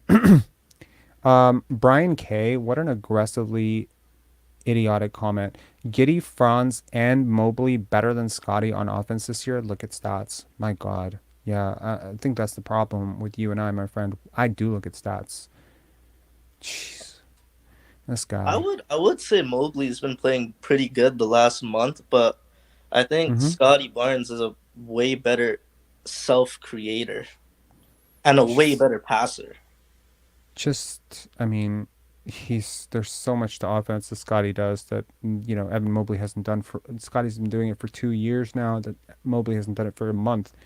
The idea that he's better than him offensively is just insane. It's insane to me. And, like, I don't want to hear any of that. Oh, it's because he plays with Donovan Mitchell. This is the same shit last year. If anything, like playing with really gifted passers and really gifted playmakers should help you as a player, especially as a spacer. I don't know. Anyway, I hear you in terms of, getting Scottie experience, getting young players experience, maybe giving this core a chance. I get all the arguments. I still don't agree with it. I'm not overreacting to one loss. I didn't overreact to a bunch of wins. I kind of feel the way Jonathan feels. I feel a little indifferent. The season could go either way. The only outcome that I would absolutely hate would be finishing 11th. That would be the bottom for me. Like, I would be like, if you finish 11th, this is the colossal failure of colossal failures. I'm gonna be like, I believe I'm a realistic individual here and an optimistic individual. I think Toronto probably wins their next 3 games. I think there's a 95% chance. I don't see us losing to Washington. That's a bold take. I'm very confident. I'm gonna die laughing here. Hold on. Did you just say there's a 95% chance they win all 3 of their next games? I'm 95% sure. I'm a ride or die with this team. I either look like a fool or I either look like a genius. But the problem let me tell you something. What you just said, there is no chance of looking like a genius. There is no, dude. Oh my God. Okay. Chicago might be one of the teams that is just as bad as us in shooting. If not. How are you at math? I'm just curious. I'm not trying to be rude. Just saying, how are you with math? Like, were you a really strong math student? Mediocre math student. Yes, sir. Okay. Is joint probability in your wheelhouse? Sure, man. I don't know. Okay, so we're gonna flip a coin. If something's 50-50, flip a coin, heads or tails, right? Right. Heads once. What's the odds? 50-50, right? It's 50-50, Yes. heads or tails, right? But flipping heads 3 times, dude, you're not the Milwaukee Bucks. You don't have a 95% chance of beating 3 teams ever in a row. If you believe as strongly as you do, I would suggest that you lay out like a lot of dough, because I guarantee you get way better odds than that on the other teams. I just believe. So I'm not suggesting gambling, but if you were clairvoyant and you just smarter than maybe than conventional wisdom, I guarantee you if you were to put, I don't know if can someone let me know if betting sites allow for like 3-game bets, like a 3-game string of bets? Like, do you know if they do? Because if you would put money right now, like, I'm curious to know what the betting odds would be on the Raptors winning the next 3 games. But I'll guarantee you, like, if you put $10 for them to win their next 3 games in a row in succession, I guarantee you that's going to return at least $30. Dismissed today as well, so part of that is me believing that he might not be healthy, and if he's not healthy, I think that set of 2 games against Washington becomes that much easier. Wait, who's not healthy? I know he didn't play today. Porzingis? Okay. Yes. And if he doesn't play, you're probably looking at like an 80-20 odds at least, like realistically. You don't believe that? No, I don't. Yeah. I don't. O.G Anunoby has been really bad since returning. This team is what this team is. The road is the road, and yeah, like I mean, look at the schedule. Hold on, let me just pull this up. But I So, also I know our schedule is tough for sure, like down the stretch, but I'm looking at Miami's schedule. Their uh-huh. schedule is just as bad, if not worse. I know they play Philadelphia Do you believe twice in that? the next Do you three believe games. that really? Hang on. I'm gonna pull up strength of schedule. I know we have the fifth toughest odds here Do on we? strength of schedule. What And are you I think, looking at? pardon? Whose schedule did you say was as bad as ours? I think Miami. Really? Yeah. I You think really believe that? Okay. I do. According to Tankathon, Mm-hmm. Miami has the seventh hardest schedule remaining. We The have the Raptors fifth. have the second hardest schedule remaining. The Sixers have the hardest schedule remaining. And the Wow. Bulls, a team directly ahead of us, has the 20th hardest schedule remaining. They're not ahead of And, pardon? they're not ahead of us, Rob. They're below us by I think a game and a half or 2 games below us. Did you say the Bulls are below us? Yeah, the Bulls are below us. Are Like they? they're the 11 right now. You said you look at the you look at the standings every single day, so I Yeah. have no reason not to believe you. We're the ninth. Yeah, you're right. They're 28 and 30. What am I thinking of? Atlanta Hawks. Okay, the Atlanta Hawks are 31 and 30. The Raptors are 30 and 32. Right now. Okay, so the Bulls are 1.5 games behind us, and we face them on Tuesday. So if we lose that game and they win that game, that gap goes to 0.5, Right. But we right? would And the play Washington Washington. Wizards are, yeah, and then the Washington Wizards are just a game behind us now. They're 28 and 32. We're 30 and 32. So we have 2 games coming up against Washington. So if hypothetically, now let's say, imagine if, now you said you As prophesized that we win the next 3 games. Imagine if you lose the next 3 games. Imagine if you lose the next 3 games. If you lose the next 3 games, you're 11th. You are 11th. You would be 11th because Washington would then leapfrog you and Chicago would leapfrog you potentially. Again, depending on what they do with the other games, but yeah, potentially you could fall to 11th. So yeah, this is a do or die. You beat these 2 teams, especially Washington twice. You put such a cushion between you and the other teams. So I think it's fair to say these 3 games are do or die, and you know, they need to win all 3. They really do. I mean, I at agree least 2 out of 3. At I agree least two with out of that. three. I Yeah. just think I know Miami's schedule just gets really tough. Like the next stretch here, like their next 6 or 7 games here could all be losses. Yeah, but I mean, I doubt it because they also have like a They really play. good. I think they play Atlanta twice. They play Cleveland twice, How are and they you play putting it? Philadelphia. Okay, so if Atlanta wins and Miami loses, does that really benefit us? Not really, because I you think. need Atlanta to lose. So, Rob, do you believe a play-in scenario? If we're the 7 or 8 seed, right? That Hmm. that set of games is Miami an easier matchup for us, or is Atlanta? Neither. They're both really hard, but I think. Lean towards.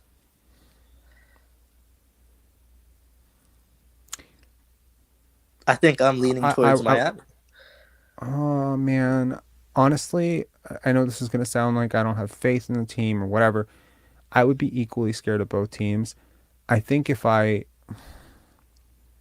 think I'd be more scared of Miami, to be honest, because Jimmy Butler, like the playoff pedigree, the proven.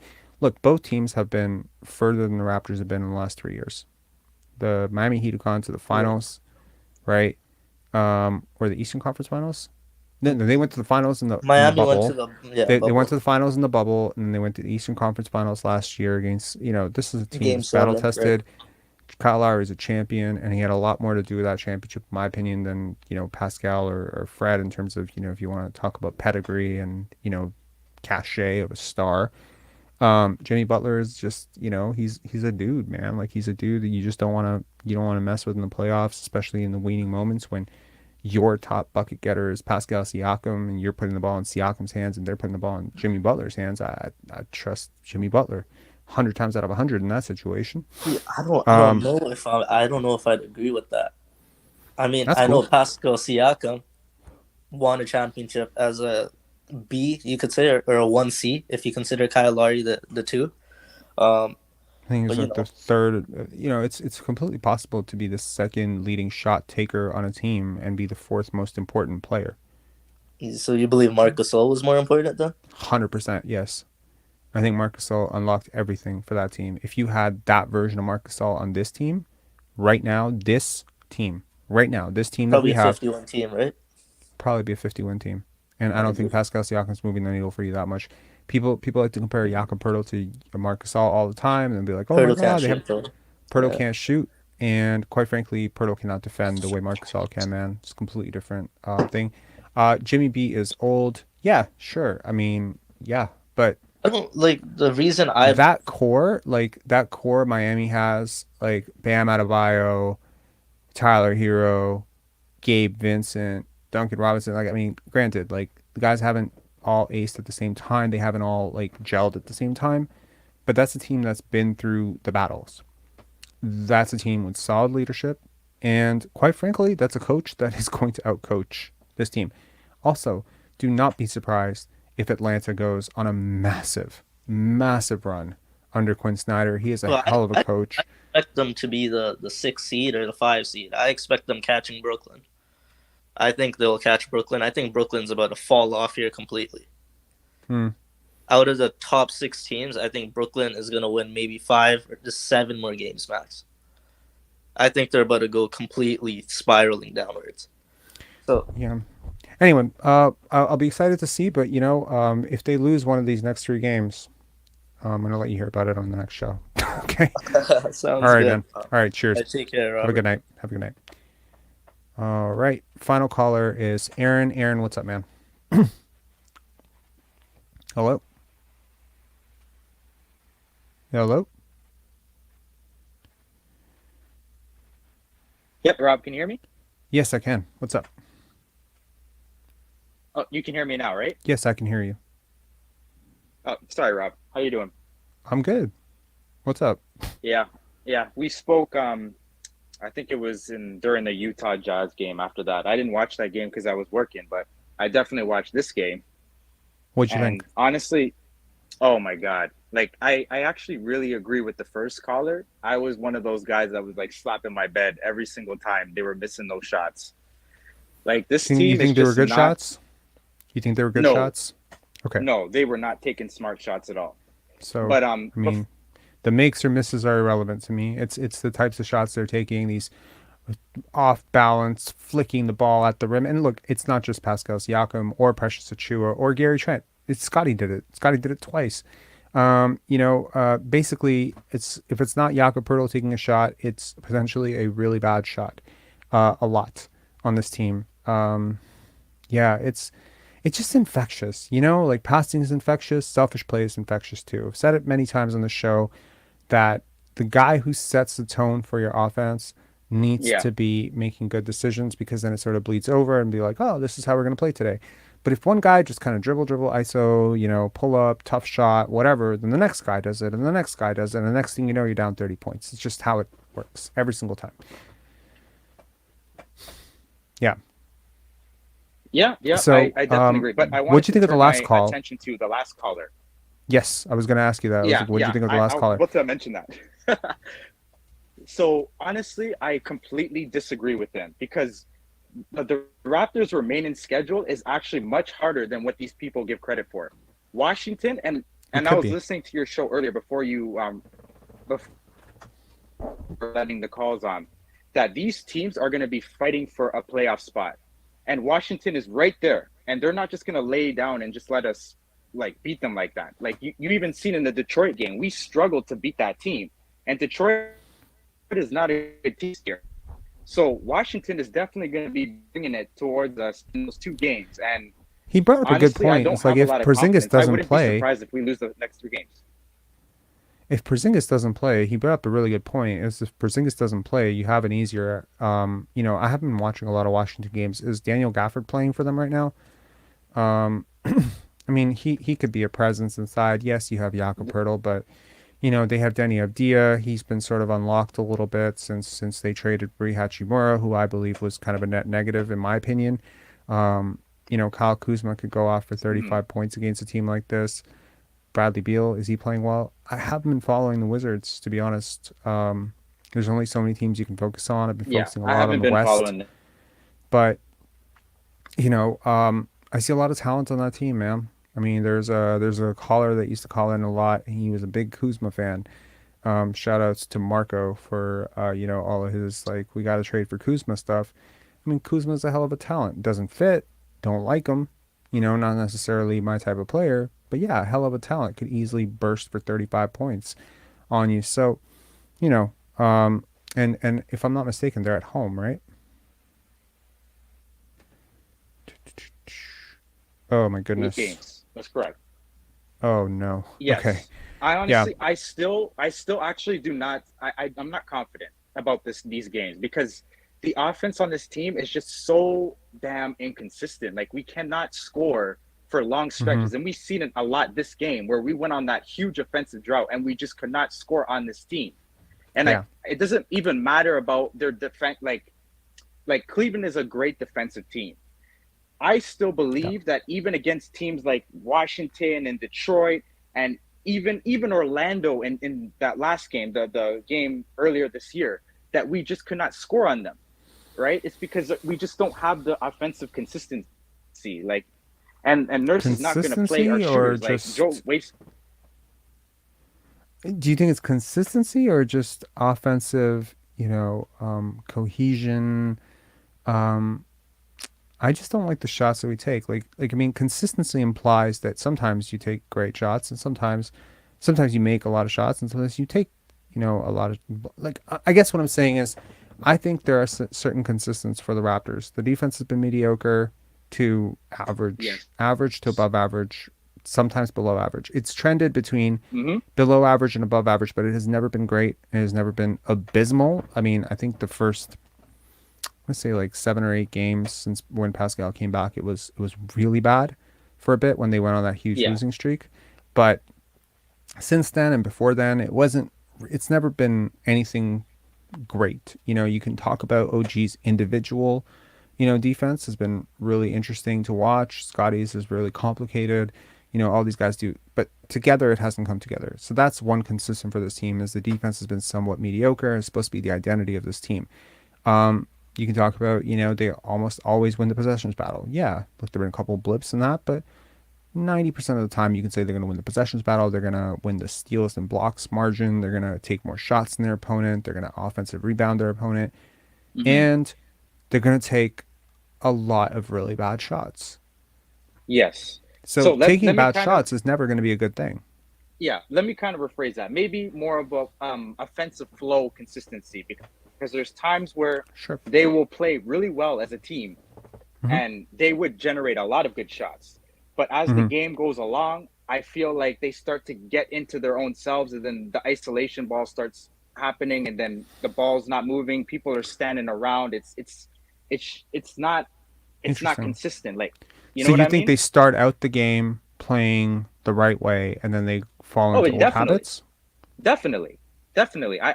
I'm strongly believe that. There's lots of times in the first half where they would play really well as a team, and then halftime comes, the other team make adjustments, and then they succumb to those adjustments, and then they just start resorting back into the isolation.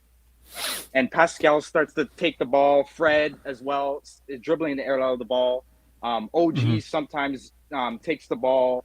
Precious is becoming more selfish every game now, and it's not consistent in that matter. Do you agree with that? Yeah, I get that. Yeah, no, I definitely do. Like it's Yeah. but who you are, like it shows up when the cards are down, right? Yeah. Like to some extent. Like you get this idea of who people are when, they're pushed when they're pushed the game is close. Well, if you're a playmaker, you're going to play make in those moments because you think playmaking is how you win basketball games. And if you're naturally, this YMCA level, type of thinker, and you grew up on Kobe highlights and no one ever taught you better, then maybe you're gonna revert to Kobe ball. It's the only thing you know. So I think it's just when the game is tied, that's when your subconscious habits show up. And if your subconscious habits are bad shot diet, selfish basketball, I take it on me to be the hero because I don't trust anybody else to there's always going to be a consequence, Yes. right? Like people sometimes criticize LeBron James for passing up a shot and be like, oh, why didn't you take the shot if you were really like the greatest player of all time? And he'd always say it's the right basketball play. I feel like Scottie comes from the same, line of thinking, which is, I'll pass it to Joe Wieskamp for open corner 3 because it's the right shot. And sometimes they'll take the shot because that's the right shot. I think teams that consistently look for the right shot, tend to just, the law of averages tend to move in their favor. And superstars who are naturally unselfish tend to influence unselfish play for their team. So, if you want to kind of ask where does all this, selfish basketball come from? Yeah, I'm not mincing words about it. I think it comes from the top. I think it comes, in terms of it comes from your leaders. Yep. I mean, how many interviews have I watched with Scottie Barnes preaching ball movement where he just exasperatingly says, and the ball moved tonight. We just moved the ball from side to side, move the ball from side to side. Like he just talks about it all the time. And it's like, he's not a mean person. I can tell. Like I can tell he loves his teammates. Even when his teammates blunder, I can tell that he loves his teammates. And he, people have often asked me like, hey man, what do you think your favorite player thinks about you trashing his teammates? I guarantee you he's not thrilled about it. I'm sure he's not, I'm sure, he would probably choose the road of empathy. Scottie Barnes is a way better person than I am. He's just a way better person than I am. I have no patience for selfish basketball at all. It makes my eyes it makes me want to, pull my eyes out. So I think, to your point, I think who you are, it shows up towards the end when the cards are down, when the pressure's on, you revert back to old habits. And whatever your old habits are, whether it's going left, whether it's over dribbling, whether it's taking bad shots, whether it's taking a particular move, that you should feel like when you're threatened, you go to comfort, right? Like if someone threatened your, perspective on life, you might reach for chocolate because chocolate brings you comfort, like if you're cold, like, you know what I mean? Like subconsciously, we are all wired to deal with uncomfortable situations by trying to make those uncomfortable situations a little bit more comfortable. And subconsciously that would be achieved through going to something that we find comfortable for us. Yeah. Right. And so, Rob, I completely agree with that. But like watching this Cleveland Cavaliers team, it's so, just watching them, it's so important to have a point guard that can really get their teammates involved. Like Darius Garland was such a great player tonight. And he just got all of his players cut in and move in, and Donovan Mitchell too. Like having a guy that can really create his shot and be in a threat, something that there's just don't have. Even when Fred doesn't have the. Sorry, man, you're cutting in and out. I apologize. It's really hard to. It's really hard. Feel like he doesn't. Sorry, it's really hard to hear what you're saying because you're cutting in and out. I think your internet connection's a little bit. Sorry. Yeah. Yeah. I think I understand what you're saying, but again, it's really hard to follow because you're dipping in and out. But thanks a lot for calling in, man. Aaron, I appreciate it as always. Thanks for listening to the show problem. And tough loss, but are you hoping for the Raptors to win the next 3? Honestly, because I'm a huge fan, but I don't. I wish I could hear what you were saying, but I can't, unfortunately. So, say yes if you are, and say no if you're not. Sorry. Yes. Okay. Yes, okay, Rob. You sound like you're being possessed by like the Blair Witch Project, man. I gotta pull you off before people pull their ears out.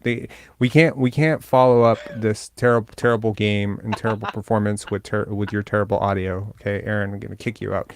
Anyways, and guarantee that someone is gonna clip this and say that Rob is being rude to the guests again. But it's all love. Anyways, man, thanks a lot for calling in. Appreciate it. Cheers. All right, kind of a hilarious way to end the night. Jeez. All right. I released a video earlier today, just an FYI. I released a video with some footage of the game. I think a lot of people had already watched that live, so maybe that video is not going to get a ton of traction, but just letting you guys know, it is there if you wanted to see what it looked like to Vince and I. Big shout outs to Vince, you know, for hooking us up with those seats. If you wanted to see what it looked like, kind of courtside. I want to say courtside so badly. It wasn't quite courtside. We were 2 rows back from press row for that Pelicans game. It is honestly an experience I'm never going to forget. It was so cool to watch my favorite player live, you know, and up close. I will concede, and you know, some people say like, oh my God, Rob is never critical of Scottie. He's played really like poorly, offensively. Like there's been, again, like I want to be clear. Defensively, he's been better than he was earlier in the year. He's been better shooting the ball in February. But like I'm talking shooting from 3, distance shooting. But in terms of where he's generating his offense, where he's getting his shots, it's so obvious. You know, the touch around the basket, it's like I can bank on a few things with the Raptors. I can bank on, you know, Pascal Siakam diving into, you know, 2-3 defenders looking for a call. I can also bank on Scottie Barnes missing like a couple of bunnies almost every single game. He needs to work on that. You know, I've heard so many things about Scottie from so many different people who know him, who are close to him, who are teammates of his, et cetera, et cetera, et cetera, that these stories just sort of blur together. And I don't even know where I heard what I heard. But one of the things that I heard 2 years ago about Scottie was that he's insanely hard worker, to the point where you would have to lock him out of a gym just to get him to stop, just for his own sake. So sometimes I wonder if, you know, when I see him doing these workouts and I see him like doing, you know, these late night shoot arounds and stuff, I'm like, is he taking enough time to rest? And I think that's important. Rest, recovery is important. It's not just important for Kawhi Leonard and LeBron James. It is important for a guy who has this type of load. Naturally, you don't want him burning out. Some people have alluded to the fact that Fred VanVleet would be very crucial for, you know, a return. Yeah, a guy who shoots would be great with a bunch of players who don't shoot. It will definitely help your offense. It will definitely help your spacing. But you are still adding, you know, a defensive liability at this point. I mean, it's a little disingenuous to call Fred a defensive liability, but he's not great. Point of attack, contain. We saw Jakob Poeltl picking up so many fouls in those games that Fred played. Go check how many fouls per game Jakob was averaging when Fred was playing. And now go ask yourself why. Is it just because he's adjusting to a new role, or is it maybe some sort of correlation between guards who leak point of attack and bigs who have lost a step on defense and cannot rotate fast enough to block those shots? They're asking for a lot, man. And look, the more we go forward with vision, you know, Yak and skills, I'm happy for these guys. They're together, but it's very transparent what's happened here. Okay, to me, it's very transparent that a franchise player on the cusp of a life-altering type of payday has requested that his organization bet on him and bet on his buddy Fred. And I have yet to see the returns on Jakob Poeltl necessarily being the right fit. I think this team is committed to itself to try to fit this square peg into a round hole, and I don't think that's going to work. But I'm very interested to see if it could work, because again, like we've seen OG, but then we didn't. But then, you know, Fred's not back. We've seen OG and Fred, but then we didn't see Precious, and we can keep deluding ourselves into believing that, okay, well, when they're all healthy, it's going to work out. Maybe it won't. Maybe it will. We'll see. So, I don't know. what happened to Scottie's post game? Is there something I should be reacting to? I can download the video and we can watch it together. I guess we could do that. We could end it on that.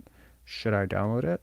Can you give me a reason, like a strong enough reason to download it? Well, I'll happily watch it together, no problem.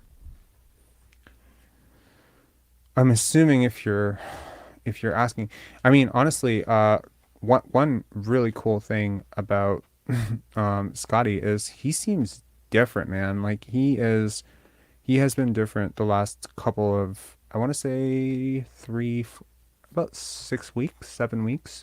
He's felt different. He feels like he's sort of grown up a little bit in terms of how he's dealing with the media, how he's responding to questions. On Instagram, it now says Scott Barnes. It's not Scottie Barnes anymore. It's Scott Barnes. So I'm like, hey man, good for you. You know, kind of dealing with these. I think the answers are a little bit more direct. They used to be somewhat like fumbly, a little bit, kind of all over the place. He's trying to dance around. What should I say? What shouldn't I say? And now he's just kind of telling people directly, like, this is how I feel. And it's kind of been interesting to watch. It's a bit of a tone shift. I wonder what caused it. I'm wondering where it's coming from. But yeah, that's funny. That's hilarious. That is hilarious.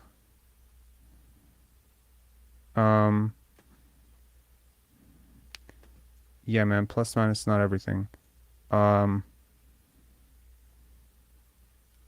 okay.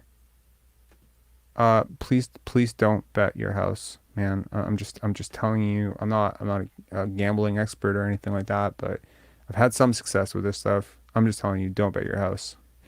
Okay. Let's go to Scottie's post game. There we go. I have no idea if this is everybody or here we go. Makes that backcourt of Garland and Mitchell so difficult to contain. Why are they? They obviously had a great night tonight, but it's not like they haven't done this to other teams. Tonight they hit really tough shots. They're both really quick guards that can be able to get to the rim and be able to kick out and create shots, but they also know how to create their own shots. With Garland specifically, what were you trying to do early on to try and make it difficult for him, and what was he able to do to kind of get loose? He got a couple catch and shoots. Was getting to the rim. We just was messing up on the little things in our coverages that we just need to really clean up. So that's how those guys really got going early. Messed up some coverages, and they made the open shots. Scottie, obviously you guys had success against Cleveland in the past. What was different about this game? Was it the back-to-back? Was it just the feel? What was it? Wasn't really guarding. Like I said, they made a lot of tough shots tonight. Even when we did challenge, but we was missing layups, missing some good looks, missing wide open threes.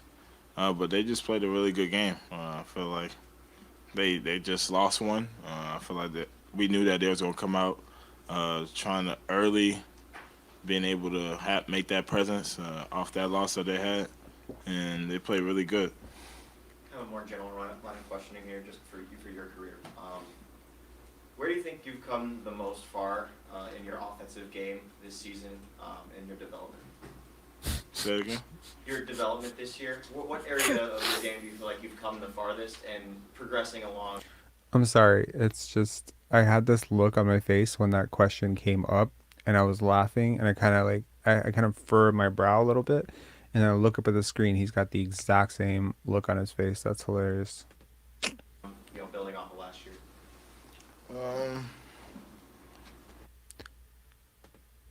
Okay, just to start, what's your deal, yo? Are you like what's wrong with you? Finally being humble.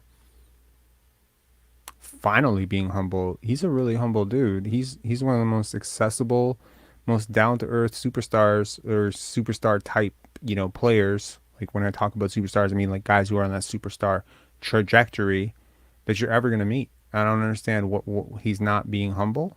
That's crazy. pretty much, man.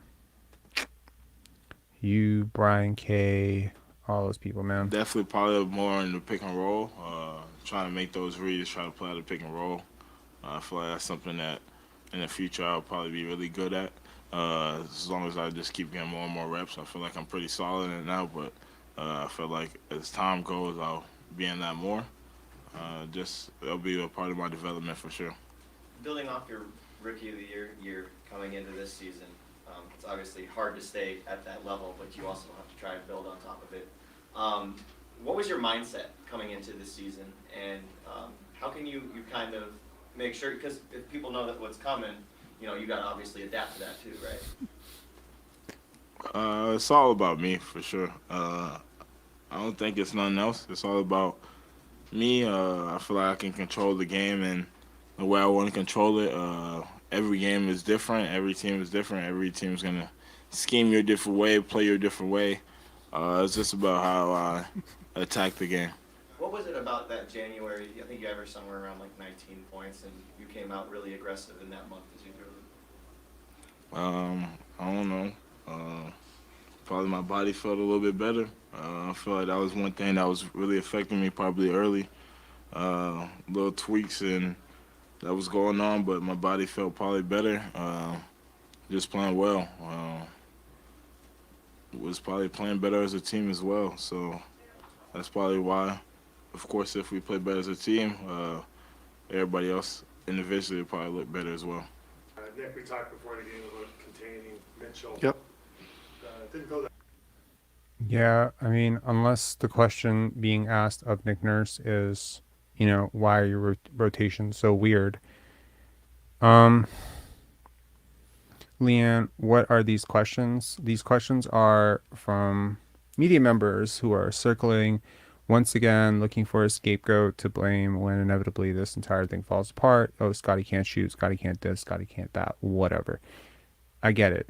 To someone who says, okay, he's not a star, whatever. Yeah, sure. I mean, look, this is about as critical as I've been of him. I think he can play better. I think he can be better. But man, he's 21 years old. You're not going, like, how often I have to hear the argument for, well, how come you react differently when Siakam does this, but different? Yeah, well, I wasn't holding Siakam to this level when he was 22, 23, 24 years old. I wasn't holding him to this when he was on a first-round contract. I mean, some of you feel like you would be really bad parents.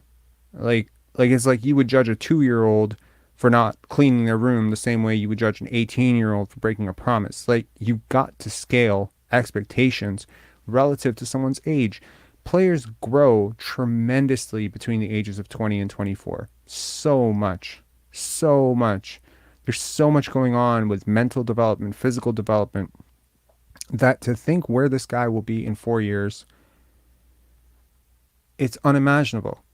There are very few rookies, much less, second-year players. There are very few 21-year-olds in the NBA. You can go down the list of 21-year-olds in NBA history. You'd be very hard-pressed to find 150 who've been better than Scottie Barnes. Maybe 200 who've been better than Scottie Barnes in NBA history. Do you know how many players have been in this league's history? And I'm just saying, like, he to me feels like one of those guys who's going to have a very a very sustained trajectory up. It's not going to be a quick boom and then, plateau like Vince, right? Where it's like, okay, well, we saw aggressive development from 19, 20, 21, 22, 23, and then it just kind of like dipped. I think it'll be like consistent. I think it'll be like DeMar. I just think where he's starting off is just so much higher. I think he's going to be great. I see all that playmaking potential. Playmaking to me is everything in basketball. How you make plays, how you compete, how you think the game. The rest will come. Look, Jaylen Brown, a lot of awkward moments, man. A lot of dribbling the ball off his foot. He was a top 3 pick. Okay, he was a max player. Super talent, right? But a lot of skill development had to be done there, right? I think there's a lot of skill development that has to be done for Scottie, but unlike with a lot of young players for whom that is true, I trust that Scottie will put in the work this offseason. I think he's going to be fine. But right now, he is going to struggle in an offense with Jakob Poeltl, Precious Achiuwa and Chris Boucher. Like when he's playing with those three guys, he's going to struggle for sure. You want him to do things he objectively cannot. He not come into this season expecting to play with a Jakob Poeltl. I don't think he planned accordingly. I don't think if he knew he could have. It's just not the right. He's not the right fit. Okay, it's like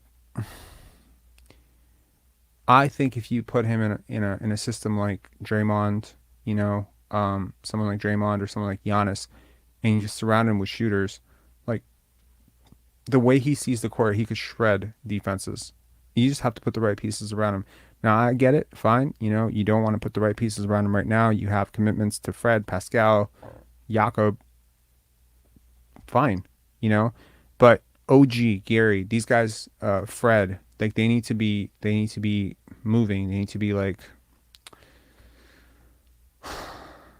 will Scottie go off in their upcoming LA games? I feel like he will. He has some LA ties. I think, Scottie against Kawhi. I think if Kawhi plays that game, I would expect a good game from him in that game for sure. So we shall see. Look, the Raptors have committed to trying to be good. And as a Raptor content creator and, as a Raptor fan, I hope that they make it happen. As a big Scottie Barnes fan, I hope that his March is a hell of a lot better than his February. He alluded to the fact, it's crazy to me that he alluded to the fact that he didn't feel great earlier in the season. And all early in the season, we were just saying like, this channel and some people were like, oh my God, he looks injured. But every person I asked about him being injured, they're like, nope, he's fine. Nick Nurse, nope, he's fine. It's like, why? I don't know. It's annoying to see something and then just have everyone just openly deny it. And just, again, it just feels like you're being gaslit. Like it's just not true. He was injured. He was hurt. He wasn't injured. He was hurt. And I do believe he's a little bit tired right now. And I don't blame him. I mean, this is a person who's put in insane work. He's leading this team once again in total minutes played. I wouldn't mind, once Fred comes back, give him a couple of days off. Give him a couple games off. He hasn't had a break in a while. I know that he's not a guy who likes to take a lot of breaks, but, maybe strictly, building up for the playoffs, mandate it, Just say like, okay, we're going to cut down on practices. We're going to, hold you out of the OVO center. We're going to hold you out of the gym. Just don't come here. Don't, just go and lie in bed and sleep for like, 2-3 days and just let your body recover. You are a human being. So yeah. Anyway, we're past 2 hours. That's all for today, folks. Thank you so much. We're in advanced stage talks with, I want to flash something. Hang on. I have two final things. I promise this won't take long. Number one, this is my favorite book from when I was a kid. Has anyone read this? If you have young children, may I please suggest that you read this to them every single day. It is just full of these amazing stories about life, and it's just a bunch of animals, and it's really cool, man. It's so important for children to develop some sense of wisdom and perspective at an early age. And I think, yeah, Lewis saying, no, I agree. Yeah, so I think it's very interesting. Also, I want to flash this quote on screen. It's a quote that's meant a lot to me. It does specifically say men, but I think this applies to women as well. But you can read this as it's about men. The quote is, hard times create strong men create good times create weak men, and weak men create hard times. This is the cycle of life. Let me leave that on the screen for a second. The first time I heard this quote was from Aaron McKee, actually, and I remember really shifting and how true it felt to me, how accurate it felt, and I think that that's very true. I think the Raptors have unfortunately created a very hard time for themselves. I think there's a cascading, effect of bringing in this many people who are young, ambitious, see themselves as stars, see themselves maybe better than they really are. That goes for Scottie as well. That goes for Siakam. Like Scottie came into the season talking about all-star. I don't know how genuine he was in that, but he's not an all-star. Siakam talked about being a top 5 player. He is not a top 5 player. Fred VanVleet talked about being an all-star again. He is not an all-star. Every single player overestimated themselves just a little bit. Will the market overestimate them? Will the Raptors overcompensate them? Or will the disaster that is this season, potentially give the Raptors a huge discount in re-signing these guys if, they do flame out in a play-in situation and their market takes a huge hit and they remain, ever talented as individuals. It's just it didn't come together, and maybe we have a coaching change next year and a new coach is able to take all of this talent. Maybe they're able to make a couple of trades this offseason to sort of streamline some of the roster. Maybe all this roster needs is for Scottie Barnes to be a better player. Is it possible? Maybe. If he could shoot threes, if he could be a little bit more, dominant off the dribble. Like if he was Jason Tatum right now, and he's not going to be Jason Tatum next year, but let's just say you replace Scottie Barnes with Jason Tatum right now on this offense. Is this a championship contender? Is that the gap? Well, that is a gap that he's going to have to close at some point for this team to have a chance. I know that some of you are out there holding your breath for Siakam to be that guy. I got bad news for you and good news for you, and it's the same. He's not. He's not that guy. He's your best player today. I do not doubt that. I will never doubt that. He is your best player today. If you had to generate one shot for all the marbles, logically, he might be your best choice, But if that remains the case for the next 3 years, I don't understand what this team is doing then, because it's not going to be good enough. And it's, how I felt about Rudy Gay, it's how I felt about DeMar DeRozan, and granted, Pascal Siakam's a hell of a lot better than those two guys, but same shit. That's how I feel. So,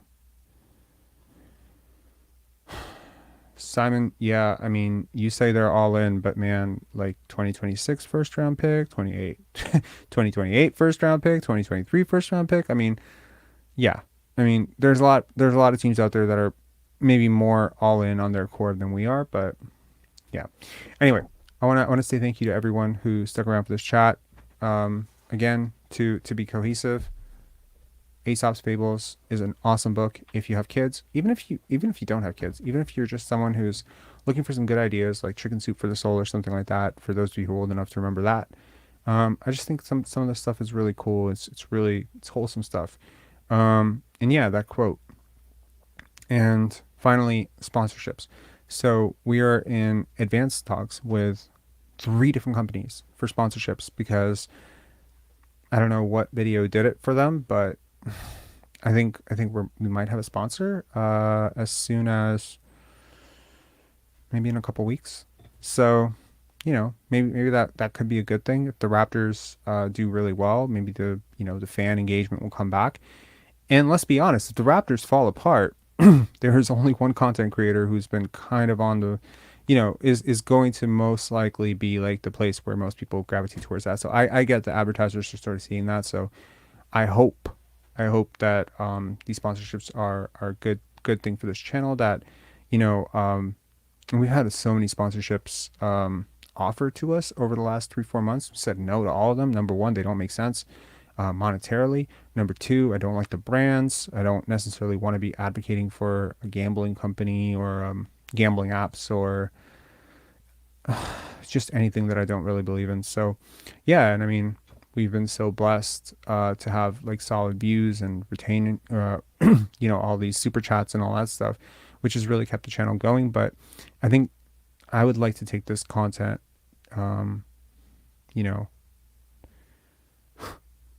that would be so funny if Primo Pasta was our sponsor. We should reach out to them. I'd be like, hey man, like bring Andrea back, yeah. So, I mean, it'll be cool to have a sponsor. And what I was saying was, it was really important to me to, vet these sponsorships. Number one, for something that makes sense for us, because I know, like, when I listen to people talk about other creators, I'm not going to name any names, but they talk about the sponsors for those videos too. They'll be like, oh, that guy with that sponsorship or that sponsorship, and yeah, I don't want anything that would make us it would taint sort of how you see Pinsari basketball. It's impossible to promote something, to talk about something every day. Like if I was to talk to you about a certain brand of coffee, like, I mean, my God, I'm not a promoter for chess.com, but I can't tell you how many people in this community. It's not just Jonathan. It's not just your goat. It's so many people have reached out saying that they've started picking up chess because I've been talking about chess.